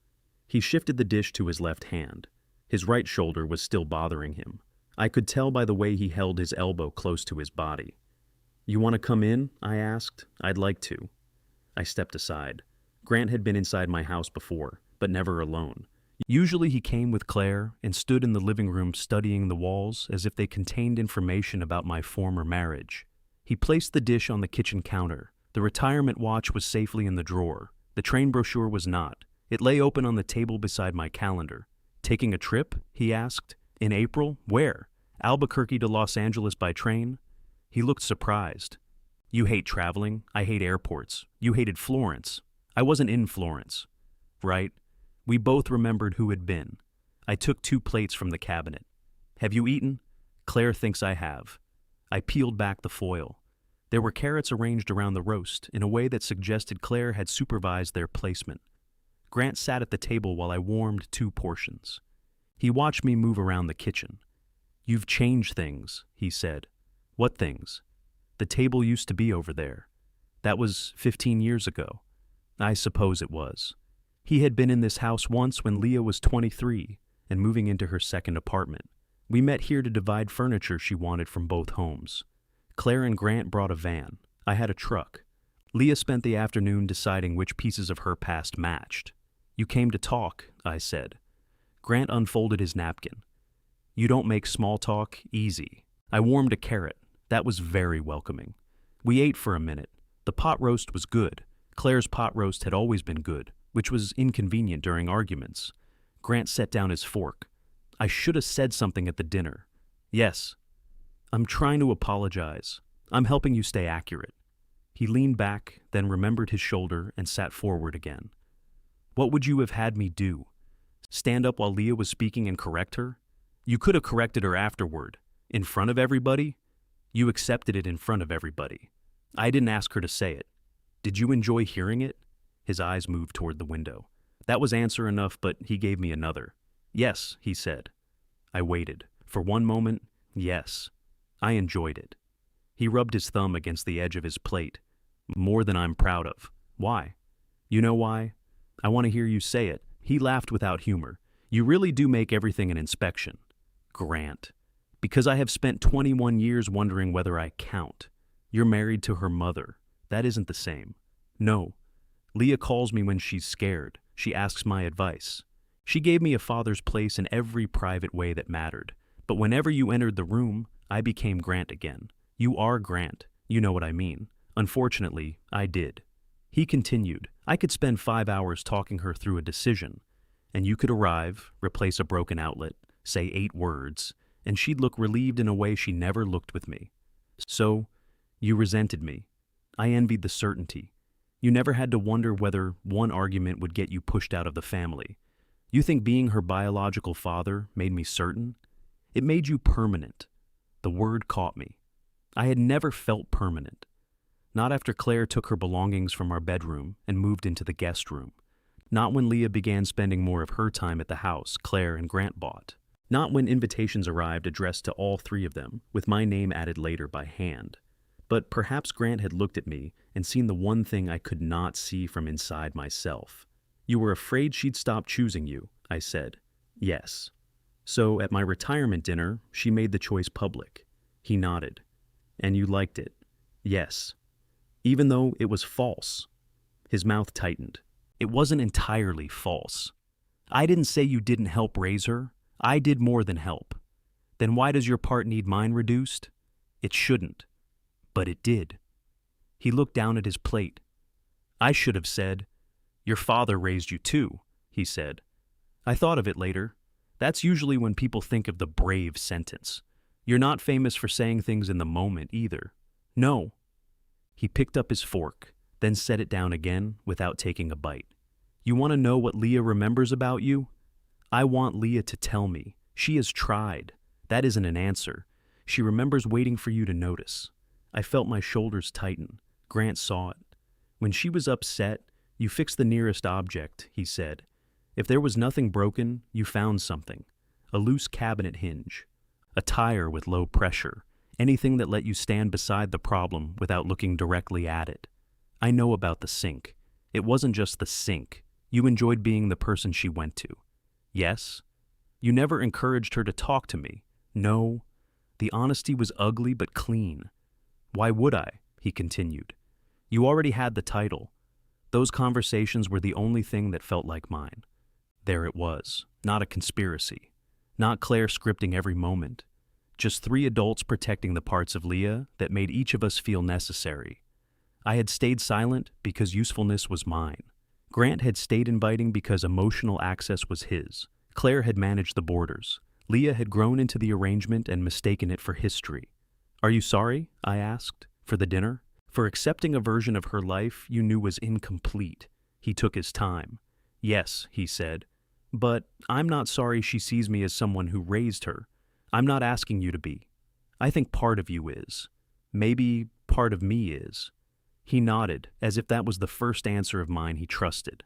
We finished eating. When I wrapped the leftovers, he asked about the studio wall. Evan must have told him. It needs freestanding storage, I said. Can they build it? Yes. Will you help? No. He frowned. Not because I can't, I said. Because I already told her what I would do. She's running out of time. She chose a date based on work I never agreed to. She believed you had. I believed Leah understood I was her father. We were both careless with assumptions. Grant looked toward the train brochure. So, you'll let her fail? Postponing an opening isn't failing. It will feel like it to her. Then sit with her while it feels awful. You're good at that. He heard the challenge. What else can I do? He asked. Whatever she asks you to do. I can't build shelves. You can make phone calls, price steel units, paint them, feed people, clean. Help isn't limited to the work that photographs well. A flush moved up his neck. That was unnecessary. It was accurate. He stood and carried his plate to the sink. At the door, he paused.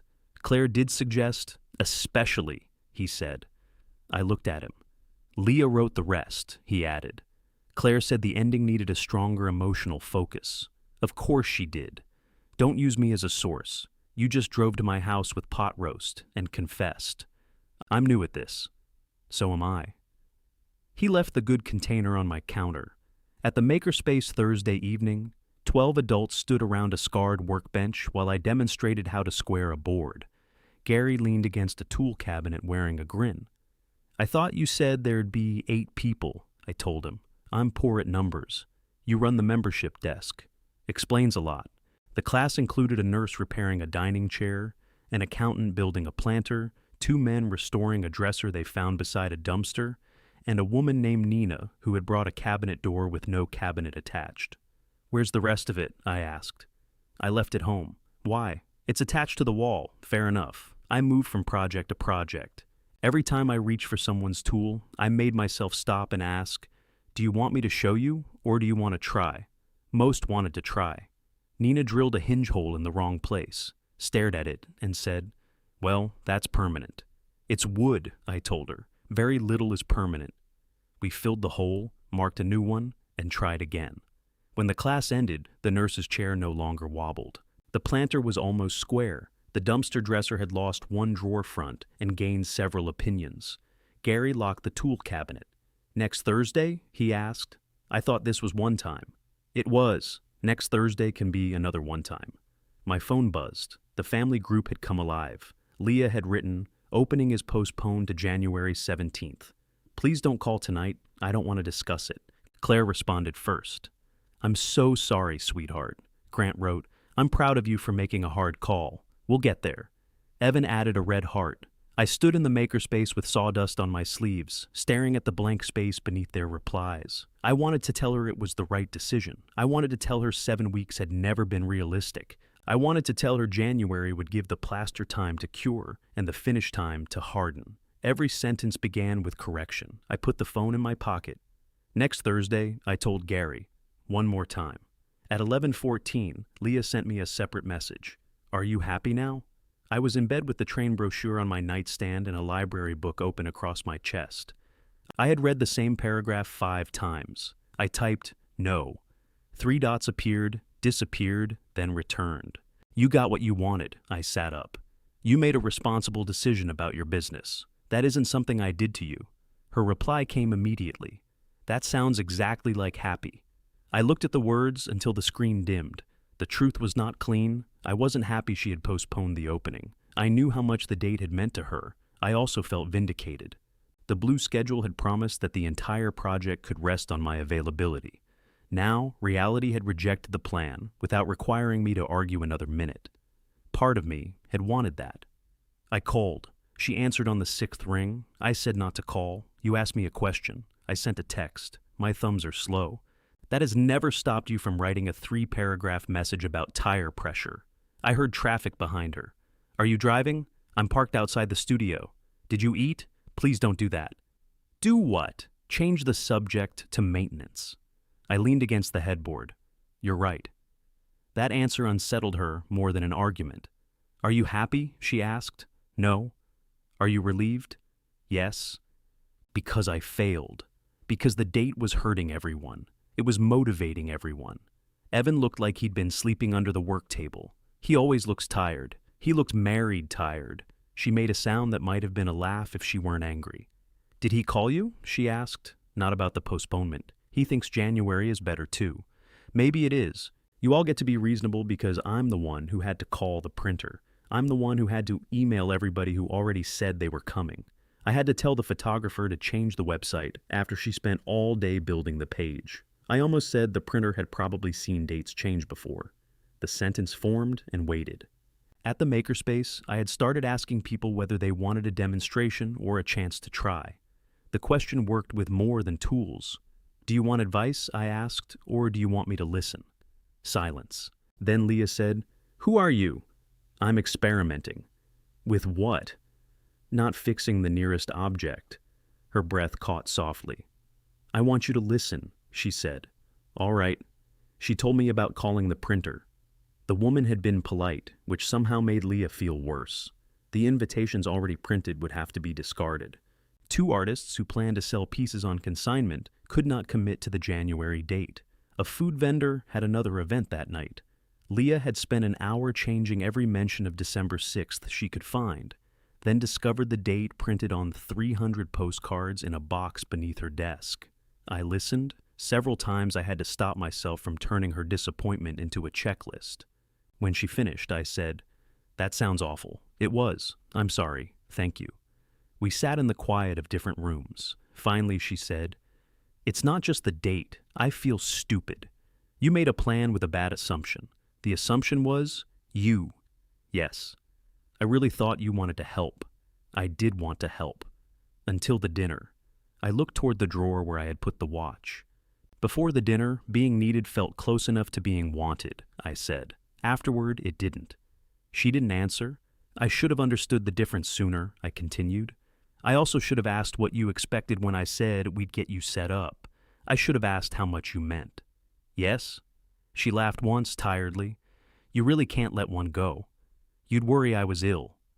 Another quiet stretch passed. Grant came by your house, she said. It wasn't a question. Yes. Mom told me. She probably knew before he got home. She was furious he went without telling her. That sounds healthy. What did you talk about? The dinner. Did he apologize? In his way. What does that mean? It means he took responsibility for some things and defended others. Did he tell you Mom suggested especially? I sat still. Leah gave a short, bitter laugh. I knew it. I didn't ask him to tell me. But you asked me, yes, and I protected her. Yes. Do you feel clever? No. She sighed. Mom said the speech needed a strong ending. She said if I thanked both of you equally, Grant would hear it as proof that he'd always be second. So you made me second. I wasn't thinking about it like that. You were thinking about his reaction. Yes, and not mine. You never react. The words came out softer this time, not as an accusation, but as a fact she had relied on. I did, I said. I just waited until everyone went home. I know. A truck passed outside the studio, its engine loud through her phone. Do you think he raised me? She asked. Grant? Yes. I took my time. I think he helped raise you. I think he was a father to you. I think I was too.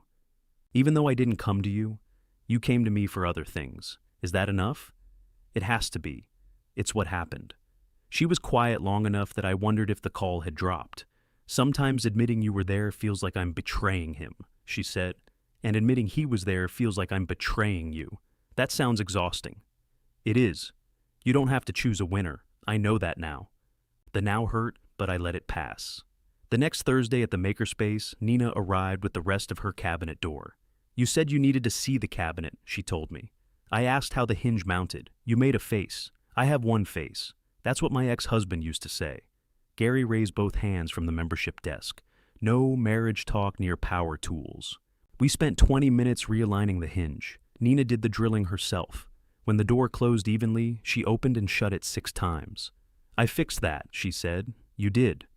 You mostly stood there. That was the difficult part. She laughed, but I wasn't joking. At the end of the night, Gary handed me a key on a blue plastic tag. What's this? Tool room? I'm not taking responsibility for your inventory. We don't need you to. Then why give me a key? Because you teach here. I've taught twice. Next week makes 3. I put the key in my pocket. Nobody applauded. Nobody gave a speech about what the key meant. They trusted me to open a room and lock it when I left. It felt strangely intimate. Leah called Saturday morning. Would you come see the studio tomorrow? She asked. What needs fixing? Nothing I'm asking you to fix. I waited. We assembled the freestanding shelves, she said. Grant found a used set from a restaurant supplier. Evan reinforced them and I painted them. I want you to see how the space looks. Is that all? Yes. You're sure? No, but it's all I'm asking. I agreed. The studio had changed since my last visit. The paper had been removed from the front windows, allowing pale November light across the floor. The steel shelving stood along the back wall, painted a deep charcoal that made it look intentional instead of industrial. Bags of clay were stacked on the lower levels. Glaze jars filled the upper shelves in rows of blue, white, and amber. Grant had mounted the lowest labels so crookedly that I knew he had done them himself. Both work tables were already in use. One held a row of bowls covered in plastic. The other was dusted with pale clay and marked by a ring from someone's coffee cup. I ran my fingers across the edge. You stained it, I said. Leah, standing behind me, went still. Then I smiled. Good. She came closer. I made 12 serving bowls this week. On this table, most of them. Any wobble? No. Then it works. Evan emerged from the back room carrying a level. You came as a guest, he said. That's what I was told. He offered me the level. As a guest, would you tell me whether that shelf looks crooked? No. It is crooked, Leah said. I know it's crooked. I want to know how crooked. You own a level, I said. Evan looked at Leah. Your father is no fun since retirement. He has hobbies now. Grant entered from the alley with 2 cans of paint and a paper bag of sandwiches. His shoulder was strapped beneath his shirt, but he carried 1 can in each hand. What did the doctor say about lifting? I asked. He said paint is lighter than maple. That isn't a medical unit. It's what I heard. He set the cans down and looked toward the shelving. Not bad, right? Not bad. Coming from me, that was praise. Grant seemed to know it. The front door opened again. Claire walked in carrying a bakery box and a vase of flowers. Her gaze moved across the room, found me beside the work table, and brightened with immediate satisfaction. I knew you'd come around, she said. Leah answered before I could. He didn't come around. I invited him to see what we did. Claire's smile thinned. I only meant it's nice to have everyone behaving normally. This is normal, Leah said. Dad is visiting. We're working. Claire set the flowers on the table I had built. You're still keeping this going? She asked me. Leah placed a clay-streaked hand over the vase before Claire could slide it farther. Mom, she said, he isn't the one keeping it going. Claire looked at Leah's hand on the vase. I'm trying to be supportive. You're trying to make everything go back to the way it was, Leah said. I'm trying to have lunch without stepping through a field of emotional landmines. Grant set the paint cans beside the wall. Claire. No, I'm tired of this. She turned to me. You made your point. Leah changed the date. Grant is doing work that aggravates his shoulder. Evan has given up every weekend. Are you satisfied? Evan leaned the level against a shelf. Claire, we all made those choices. She waved that away. You're being kind because you married into this. I've been married into it for 9 years. I think my probation is over. Under different circumstances, I would have enjoyed that. Claire faced me again. Well, you asked if I was satisfied. Yes. With what? With the consequences. I looked around the studio. The patched plaster was primed but not painted. Drop cloths covered the floor near the back. A row of unfinished bowls rested on the table under plastic.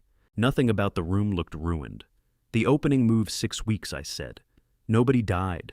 That's easy for you to say. It isn't your dream. No. It's Leah's, which is why her plan shouldn't have depended on 32 hours a week she never asked me to give. You had already told her you would help. I did help. You know what I mean. Leah closed her eyes. Mom, stop saying that. Claire looked at her. Saying what? You know what I mean. You say it when you want someone else to fill in the part that makes you sound unreasonable. I could have told Leah exactly where she learned that, but I kept my mouth shut. Claire's cheeks colored. I came here with flowers and lunch, and then told Dad he was finally behaving normally. I was relieved to see him. You were relieved because you thought he gave in. I'm not going to be corrected by my own daughter in front of everyone. Then don't say things in front of everyone. Grant pulled out a folding chair and sat carefully. He looked exhausted. Claire turned to him. Are you going to say anything? I don't think you'll like what I say. Since when has that stopped anybody today? Grant rubbed his left hand over his right forearm. I told Walter about the speech. The room changed. Claire did not move, but all the warmth left her face. What did you tell him? That you suggested especially. I suggested strengthening the ending. You suggested making the gratitude unequal, I said. Claire looked at Grant. You had no right to repeat a private conversation. It concerned him. It concerned Leah's speech. My speech, Leah said. Can everybody please stop discussing it like I submitted it to a committee? Claire's eyes flashed. I was helping you. I know. You were worried it was too long. I know. You wanted Grant to understand what he meant to you. I know, Mom. Then why am I being treated like I put words in your mouth? Because you did put one in. Claire stared at her. Leah released the vase and wiped her clay-marked palm on her jeans. I wrote the speech, she said. I chose to use the suggestion. Dad asked me, and I lied because I knew it sounded worse if you helped. You did not lie. I said I didn't remember. That's not the same. It is when I remembered. Claire turned toward me. You've managed to make her ashamed of loving Grant. No, I said. I haven't. That is exactly what this has been about. I love Grant, Leah said. I'm ashamed of how I did it. Claire lifted both hands. How you did what? Thanked someone who showed up for you? Made Dad disappear so Grant would feel secure. The words landed with less force than the dinner speech, but more weight. Grant stared at the floor. Claire looked at me as though I had taught Leah a foreign language for the purpose of using it against her. You love this, she said. No. You finally have everyone admitting you were the injured party. I was the injured party. You were not the only one injured in that family. I know. The answer stopped her for half a second. I know I worked too much, I said. I know I came home tired and expected the whole house to adjust around my sleep. I know you handled conversations I didn't know how to have. Didn't know or didn't want? Both. Claire's mouth tightened. I chose night work because it paid more and let me keep the insurance, I continued. I also chose it because machines were easier than people. A pump failed for a reason. It didn't ask whether I loved it before it would start again. Evan looked down, but Leah held my gaze. You begged me to switch shifts, Claire said. Yes. You said the extra pay mattered more. At the time, I thought it did. You missed dinners, holidays, entire weekends because somebody at that plant called. Yes. And afterward, you expected Leah to understand that every absence was a sacrifice for her. No, I expected you to explain it, Claire laughed sharply. Of course you did. That was unfair. You're damn right it was. I should have explained myself. I should have asked Leah what she needed instead of assuming you would translate me into a good father. For the first time since she entered, Claire's anger loosened. Then I said, but you didn't have to translate me into an absent one. It came back immediately. I told the truth. You told your truth until Leah couldn't see mine. What truth did you want me to tell? That you loved her from the other side of a locked bedroom door while you slept? That I took Wednesday mornings because you moved her dance class onto my evenings? You agreed to that schedule. Because Leah liked the instructor. She did. and I found another way to see her. For pancakes once a week. It mattered to me. Claire looked away. It mattered to me too, Leah said. We both turned toward her. She touched the edge of one work table with her fingertips. I thought the Wednesday breakfast stopped because I got too busy. You did get busy, I said. You stopped asking. So did you. I was 20. You were still allowed to call. She nodded slowly. So were you. There it was again. No villain, no clean acquittal. Just two people who had both waited to be chosen. Claire picked up the flowers. I didn't come here to be put on trial. Leah took the vase from her before she could lift it. Nobody is putting you on trial. It certainly feels like it. That's because Dad is finally answering you. Claire stared at her daughter. Grant stood. Claire, stay for lunch. You told Walter private things about me. I told him the truth about something we did to him. We? Yes. We. His voice was quiet. He did not look at me. I liked what Leah said, he continued. I knew it was unfair, and I liked it anyway. Claire's expression shifted from anger to hurt. You told me it embarrassed you. It did. It also felt good. So now I'm the only one who did something wrong. No, Leah said. I did something wrong. Grant did too. Dad did plenty wrong before that. This isn't a pie, Mom. We don't run out. Evan coughed into his fist. Leah looked at him. What? Nothing. You're trying not to laugh. I was thinking that should go on a coffee mug. Despite herself, Leah smiled. Claire did not. She picked up the bakery box and held it against her chest. I need some air. Leave the pastries, Evan said. Every face turned toward him. He raised both hands. What? We can be emotionally devastated and still eat. Claire placed the box back on the table with enough force to flatten one corner. Then she walked out. Grant waited a few seconds before following her. At the door, he glanced at me. I nodded. It wasn't forgiveness. It was recognition. The door closed behind him. Evan opened the bakery box, almond croissants. Those are Mom's favorite, Leah said. I know. This day has no winners. He offered me one. I took it. The three of us stood around the work table eating pastries while Claire's flowers leaned slightly in their vase. Nobody spoke for several minutes. I expected the old urge to leave. It was there, but I stayed. Evan eventually carried his level to the storage shelves. Leah returned to the bowls beneath the plastic. I watched her uncover them one by one. They were wide and shallow, with uneven rims that looked intentional without looking careless. The glaze was deep blue at the center, fading to gray near the edges. Can I pick one up? I asked. She glanced at me. They're leather hard. Use both hands. I lifted the nearest bowl. It was lighter than it looked. What makes the blue break like that? The iron in the clay interacts with the glaze. So it changes depending on thickness? Yes. She waited for me to turn the conversation toward chemistry or temperature. I didn't. I like this one, I said. That rim is too heavy. I still like it. You don't have to. I know. She studied my face as if trying to locate the correction. There were 8 pieces in that gallery submission, she said. The one Grant talked you through. Yes, I never asked to see them. No. I'm sorry. She ran a thumb along the edge of another bowl. I didn't show you either. You were waiting for me to ask. Yes. I thought giving you space was respectful. It felt like you weren't interested. I was afraid I wouldn't know what to say. You could have said that. I know that now. She picked up a trimming tool and scraped a thin curl of clay from the foot of the bowl. Grant always knew what to say. I know. Sometimes it sounded like something from a greeting card. I know that too. She smiled. Evan called from the shelves. I can hear you bonding. Should I leave? No, Leah and I said together. He returned to his level. Leah worked in silence for a while. I sat on the edge of the second table and watched. It was not easy. Every uneven line made me want to ask whether she had meant it. Every tool placed near the edge made my fingers twitch. I kept my hands to myself. I want to correct what I said, she told me. At the dinner, the people who were there. I could write something. Don't post an apology about me. I wasn't talking about social media. Good. I could send a message. Or say something at the opening. That's your business opening.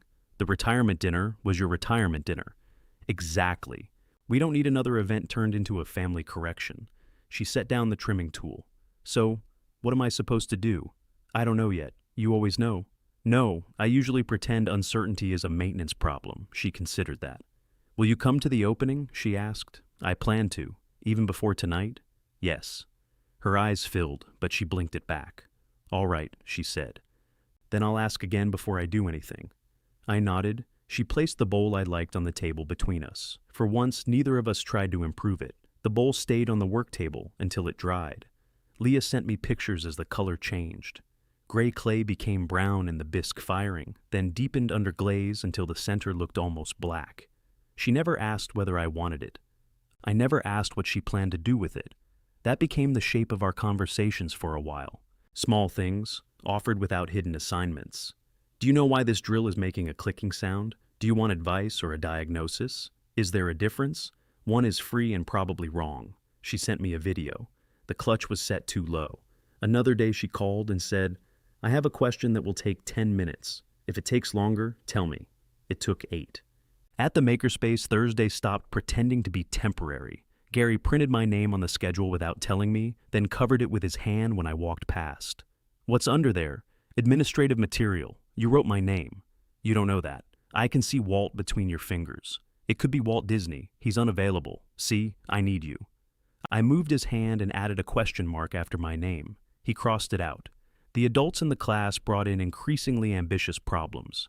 Nina graduated from cabinet doors to a narrow entry table. The accountant's planter became 2 planters, and then, for reasons he could not explain, a bench. The nurse returned with another dining chair that did not wobble but was, in her words, emotionally unreliable. I taught them how to use clamps, how to drill pilot holes, and how to stop cutting when frustration made the saw feel personal. They taught me to ask before touching. At the river, the first snow gathered in the grass without sticking to the path. Denise reduced our workdays to maintenance and planning. She asked me to look over a drainage map, then waited until I said yes before handing it to me. The question still surprised me. Luis paid the train deposit. I transferred him my half and made him send the confirmation twice. You know we can change the reservation, he said. I know. You keep reading the cancellation policy. I read everything. You've never read a birthday card all the way through. Birthday cards don't have refund terms. By December, the April dates on my calendar had hotel information written beneath them. The empty space was becoming a plan I had made with somebody else, not a resource waiting to be claimed. Claire and I did not speak for nearly 3 weeks. Grant returned the glass container himself. It was empty, clean, and wrapped in a dish towel Claire would recognize. She said, "You can keep it," he told me. So, it wasn't the good container. It became the bad container, sometime after I left your house. He had been helping at the studio 2 afternoons a week. He made supplier calls, painted trim, picked up lunches, and created a spreadsheet for the consignment artists. Leah said the spreadsheet used 4 fonts, but worked. His shoulder improved slowly. He complained about the exercises his physical therapist gave him and did them anyway. You were right, he said from my porch. About what? Helping doesn't have to photograph well. That sounds like something from a coffee mug. I'm considering a line of merchandise. He glanced back toward his car. Claire knows she should call you, he said. She has my number. That's what I told her. Did she like hearing it from you? She threw away a perfectly good dish towel. The week before Christmas, Leah called while I was making soup. I need to ask you for something, she said. The seriousness in her voice made me turn off the burner. All right, the kiln vent hood came in. Good. The installer can connect it, but the mounting frame that came with it doesn't fit the ceiling joists. The building isn't square. Buildings rarely are. He can fabricate another frame, but he can't come back until February. I waited. I'm not asking you to solve the whole ventilation system, she continued. I'm asking if you would look at the frame and tell me whether we can adapt it safely. If the answer is no, we'll wait until February. When? Whenever you choose. The installer left the specifications. What does he say about adapting it? He said it's fine as long as we maintain the clearances and use steel. You spoke to him? Yes. And the electrician? Yes. He's connecting the power after the hood is mounted. She had done the work before calling me. I looked at the soup pot, then at the calendar. I can come Saturday morning. For how long? Let me look first. Thank you. Saturday, the 4 of us stood beneath the kiln hood, while a laser level projected a red line across the ceiling. Leah had already marked the joist locations.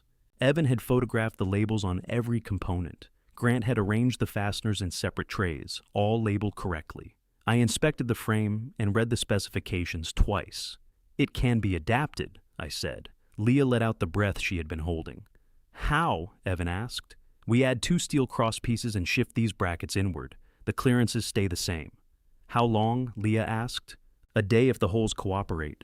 2 if they have opinions. She nodded. Are you willing? Not. Can you? Not. We need it. Are you willing? Yes, I said. Her face brightened, but she did not treat the answer like the lifting of a punishment.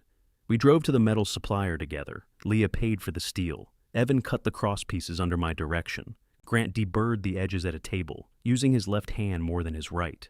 I marked the first set of holes, then handed the square to Leah. You do the other side. She checked my marks before copying them. What? I asked. Measure twice. That's offensive. You raised me that way. The sentence arrived casually. Neither of us moved for a moment. Then Evan said, Are we drilling these today or framing them? Leah looked down and smiled. We drilled them. Claire arrived at noon with sandwiches. Nobody had invited her, but this time she did not bring flowers or declare the family repaired. She set the food on the finished table and asked whether anyone wanted coffee. We ate among steel shavings and cardboard. Grant complained that his sandwich had onions after he requested none.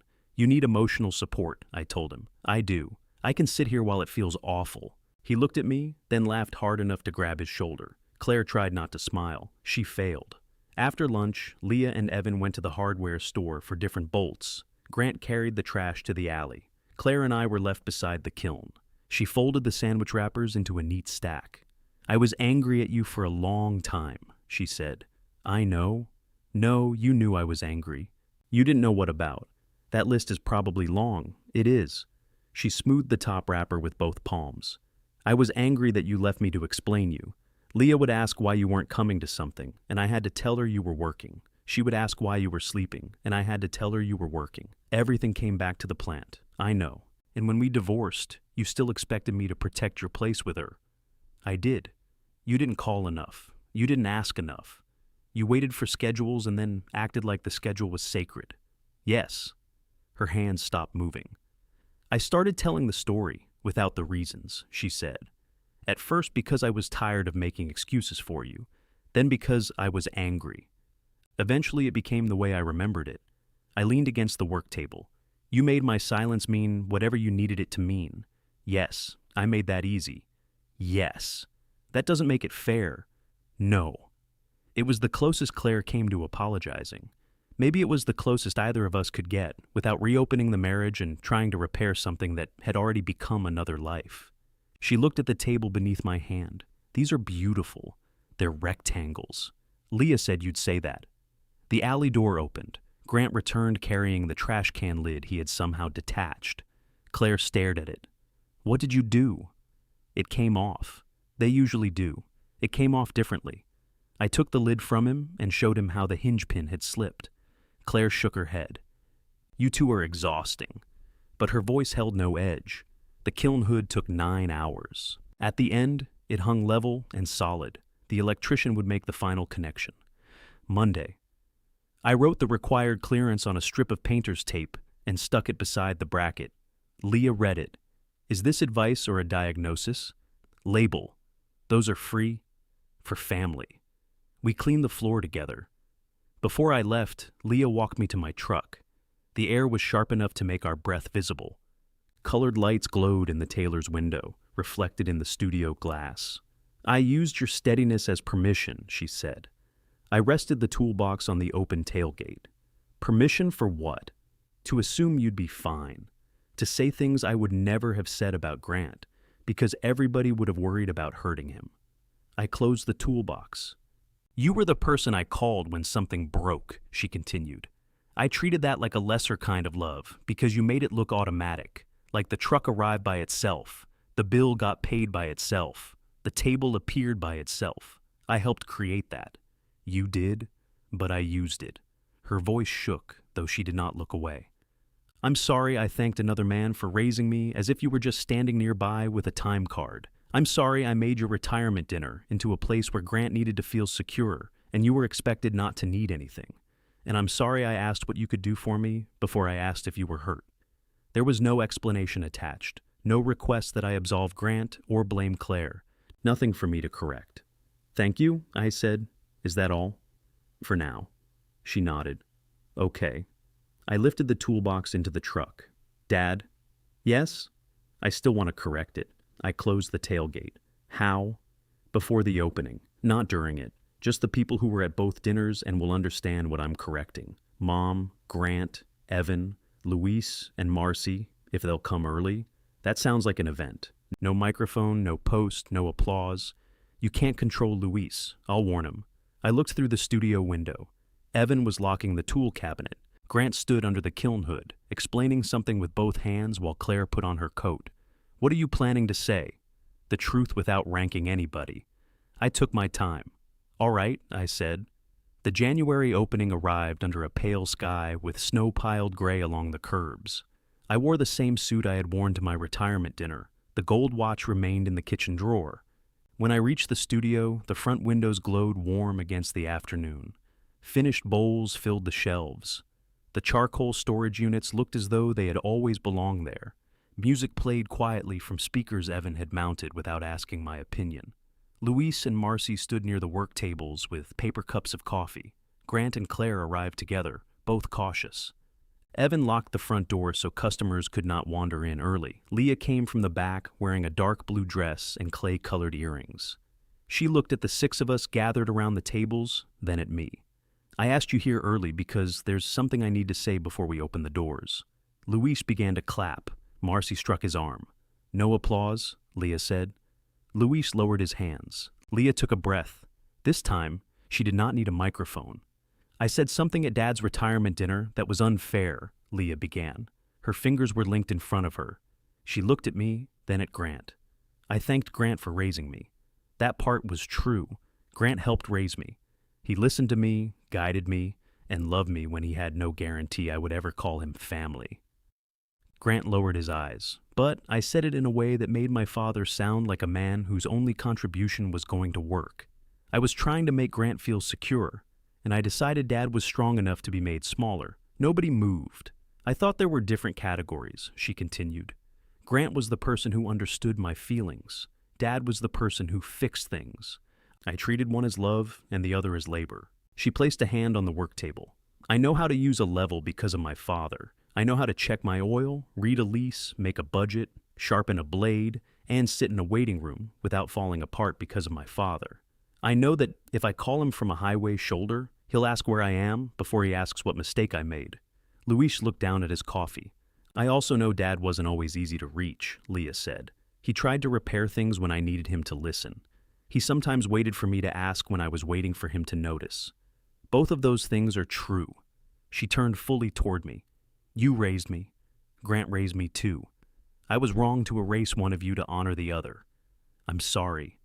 The studio was so quiet that I could hear the heat click inside the vent above the front door. Grant looked at me. Your father did raise you, he said. Claire closed her eyes briefly. It would have been easy to turn the moment into another ceremony.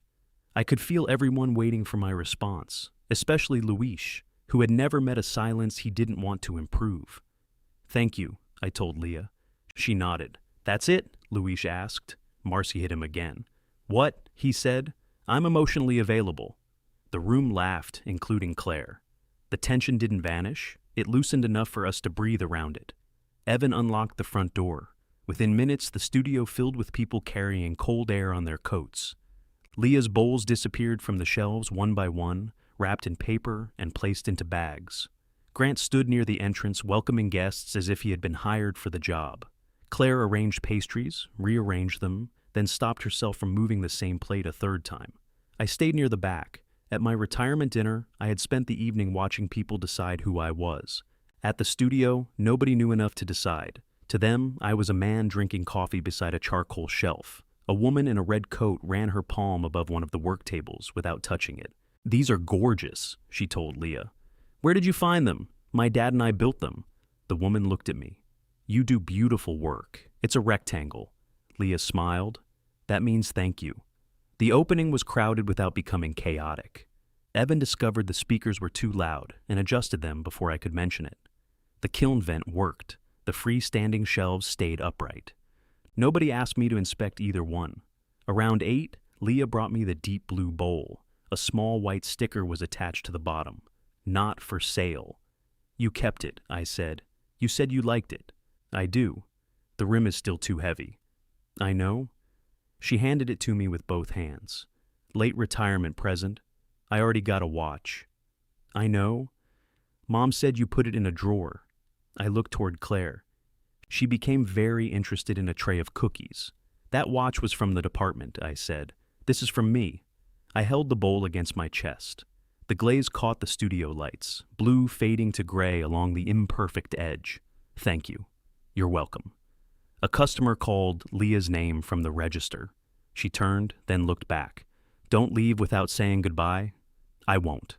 She hurried away. I stayed another hour. That sounds like a small thing.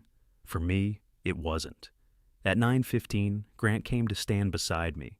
He had spent most of the night directing people to the restroom and explaining that the scented candle shop next door had its own entrance. She did well, he said. She did. The shelves look good. They do. You could sound more surprised. I was there when you labeled the hardware. He smiled. After a moment, he said, Thank you for letting her say that. She didn't need my permission to tell the truth. You know what I mean? Yes. We stood together watching Leah wrap a serving bowl for a customer. I'm not giving anything back, Grant said quietly. I didn't ask you to. I love being her father. I know, but I don't need to be the only one. It was not an apology. We had already done that. It was closer to a promise. That'll make holidays easier, I said. I doubt it. Nothing makes holidays easier. Across the room, Claire was telling Luis that the almond pastries had been placed near the coffee for a reason. Luis moved one to the opposite table while maintaining eye contact. Grant watched them. We should intervene. I retired. When the last customer left, Evan turned the sign to closed. Leah leaned against the register, exhausted and smiling. Nobody asked me to mop. I found a broom anyway. Leah saw me and raised one eyebrow. I'm choosing, I said. Then you can have the front half. Grant took the back. Evan gathered cups. Claire wrapped the remaining pastries. Leah counted the register while seated on an upside-down bucket. We cleaned together until the floor appeared again. At the door, Leah hugged me. This time, she didn't let go quickly. Good night, Dad. Good night. I carried the blue bowl to my truck. The next Wednesday, Leah called at 6:30 in the morning. I was awake, but I made her wait through 4 rings. Is something wrong? I asked. No? Then why are you calling before sunrise? Wednesday breakfast. I looked at the clock. The corner cup, if you want. You'll be late opening the studio. I moved my first appointment. You didn't have to. I know.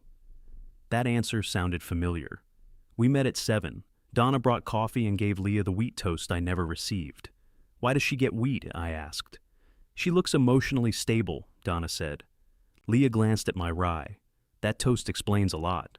The first breakfast was awkward. We talked about weather, the studio, and whether Evan's drill chuck still stuck. Every time the conversation neared the retirement dinner, one of us stepped around it. The second Wednesday was easier. By the 4th, Leah arrived carrying photographs of a new series of bowls. She placed them on the table and asked which shape I liked. I don't know enough to have an informed opinion. I didn't ask for an informed one. I pointed to a wide bowl with a narrow foot. That one? Why? It looks balanced. She smiled. It isn't? That's the interesting part. She explained how she had shifted the clay while trimming. I listened without asking what she planned to charge. On another Wednesday, I told her about the makerspace nurse and her emotionally unreliable chairs. Leah offered to teach a glazing demonstration. You don't have to, I said. I know. She came the following month and stayed through cleanup. Nina made a bowl shaped like a collapsed hat and declared it a breakthrough. Gary put it on the front desk. Claire called me in February. We spoke for 12 minutes. Neither of us apologized again. She asked about the train trip. I asked about her garden. Before hanging up, she said, I should have protected your place with Leah, even when I was angry with you. I should have protected it myself. Yes, she said, you should have. It was the most Claire-like peace offering possible. Grant started attending the makerspace on alternate Thursdays after his shoulder improved. He made a small side table for Claire and sanded one leg shorter than the others. He brought it to me. Can you fix this? Do you want me to show you, or do you want to try? I want you to fix it while I watch. That isn't one of the choices. He learned to level the legs. By March, the trail crew had finished the timber steps. Denise let Gary and me argue about the handrail design for 20 minutes before choosing her own version. Luis talked about the train every day. He printed packing lists, restaurant lists, and a list titled Things Walter Will Forget, which contained nothing because he admitted he could not think of anything. I'll forget to enjoy myself, I told him. I'm putting that down. The night before we left, I packed the blue bowl inside a kitchen cabinet rather than hiding it somewhere safe. I used it now. It held oranges, mail, and once a collection of loose screws I had to remove before Leah saw them. The gold watch remained in the drawer. At the station, Leah parked in the loading area and ignored a sign limiting parking to 5 minutes. You're going to get a ticket, I told her. The train doesn't leave for 20. The sign says 5. You aren't employed by the station. I can still read. She opened the back of her car and lifted out my suitcase. I can carry that. I know. She let me take it. Then she reached into the car and brought out a dented green metal thermos. I hadn't seen it in years. Where did you get that? Your garage. You gave it to me when I moved into my first studio because the heat barely worked. I wondered where it went. No, you didn't. I noticed eventually. She handed it to me. The handle had a crack near the bottom, but the lid still tightened properly. Coffee, she said. Black. I turned the thermos in my hands. A faded strip of white paint crossed one side, where I had once written Mercer for the plant break room. You cleaned it. Mostly. That doesn't inspire confidence. There may be clay under the handle. The boarding announcement sounded inside the station. Luis leaned through the entrance and called, Walter, if you miss this train, Rosa wins another 20. I'm coming. He disappeared. Leah tucked her hands into her coat pockets. Call me when you get to Albuquerque. I'll send a message. Call. I'll consider it. She looked toward the station doors, then back at me. You raised me, she said. I just mistook the ways you did it for things that happen by themselves. I tightened my grip on the thermos. I made it easy to mistake, I said. I should have told you when I was hurt before I got so good at disappearing. You're not disappearing now. No. Wednesday breakfast when you get back? Yes. She hugged me. I carried the suitcase inside with the thermos balanced on top. At the platform, Luis complained that I had packed too much. The train doors opened, people stepped down, people stepped up, and nobody asked me to solve anything. I found my seat beside the window. Leah stood beyond the glass with one hand raised. As the train began to move, I lifted the old thermos to show her I still had it. She laughed. For the first time in my life, leaving did not feel like disappearing.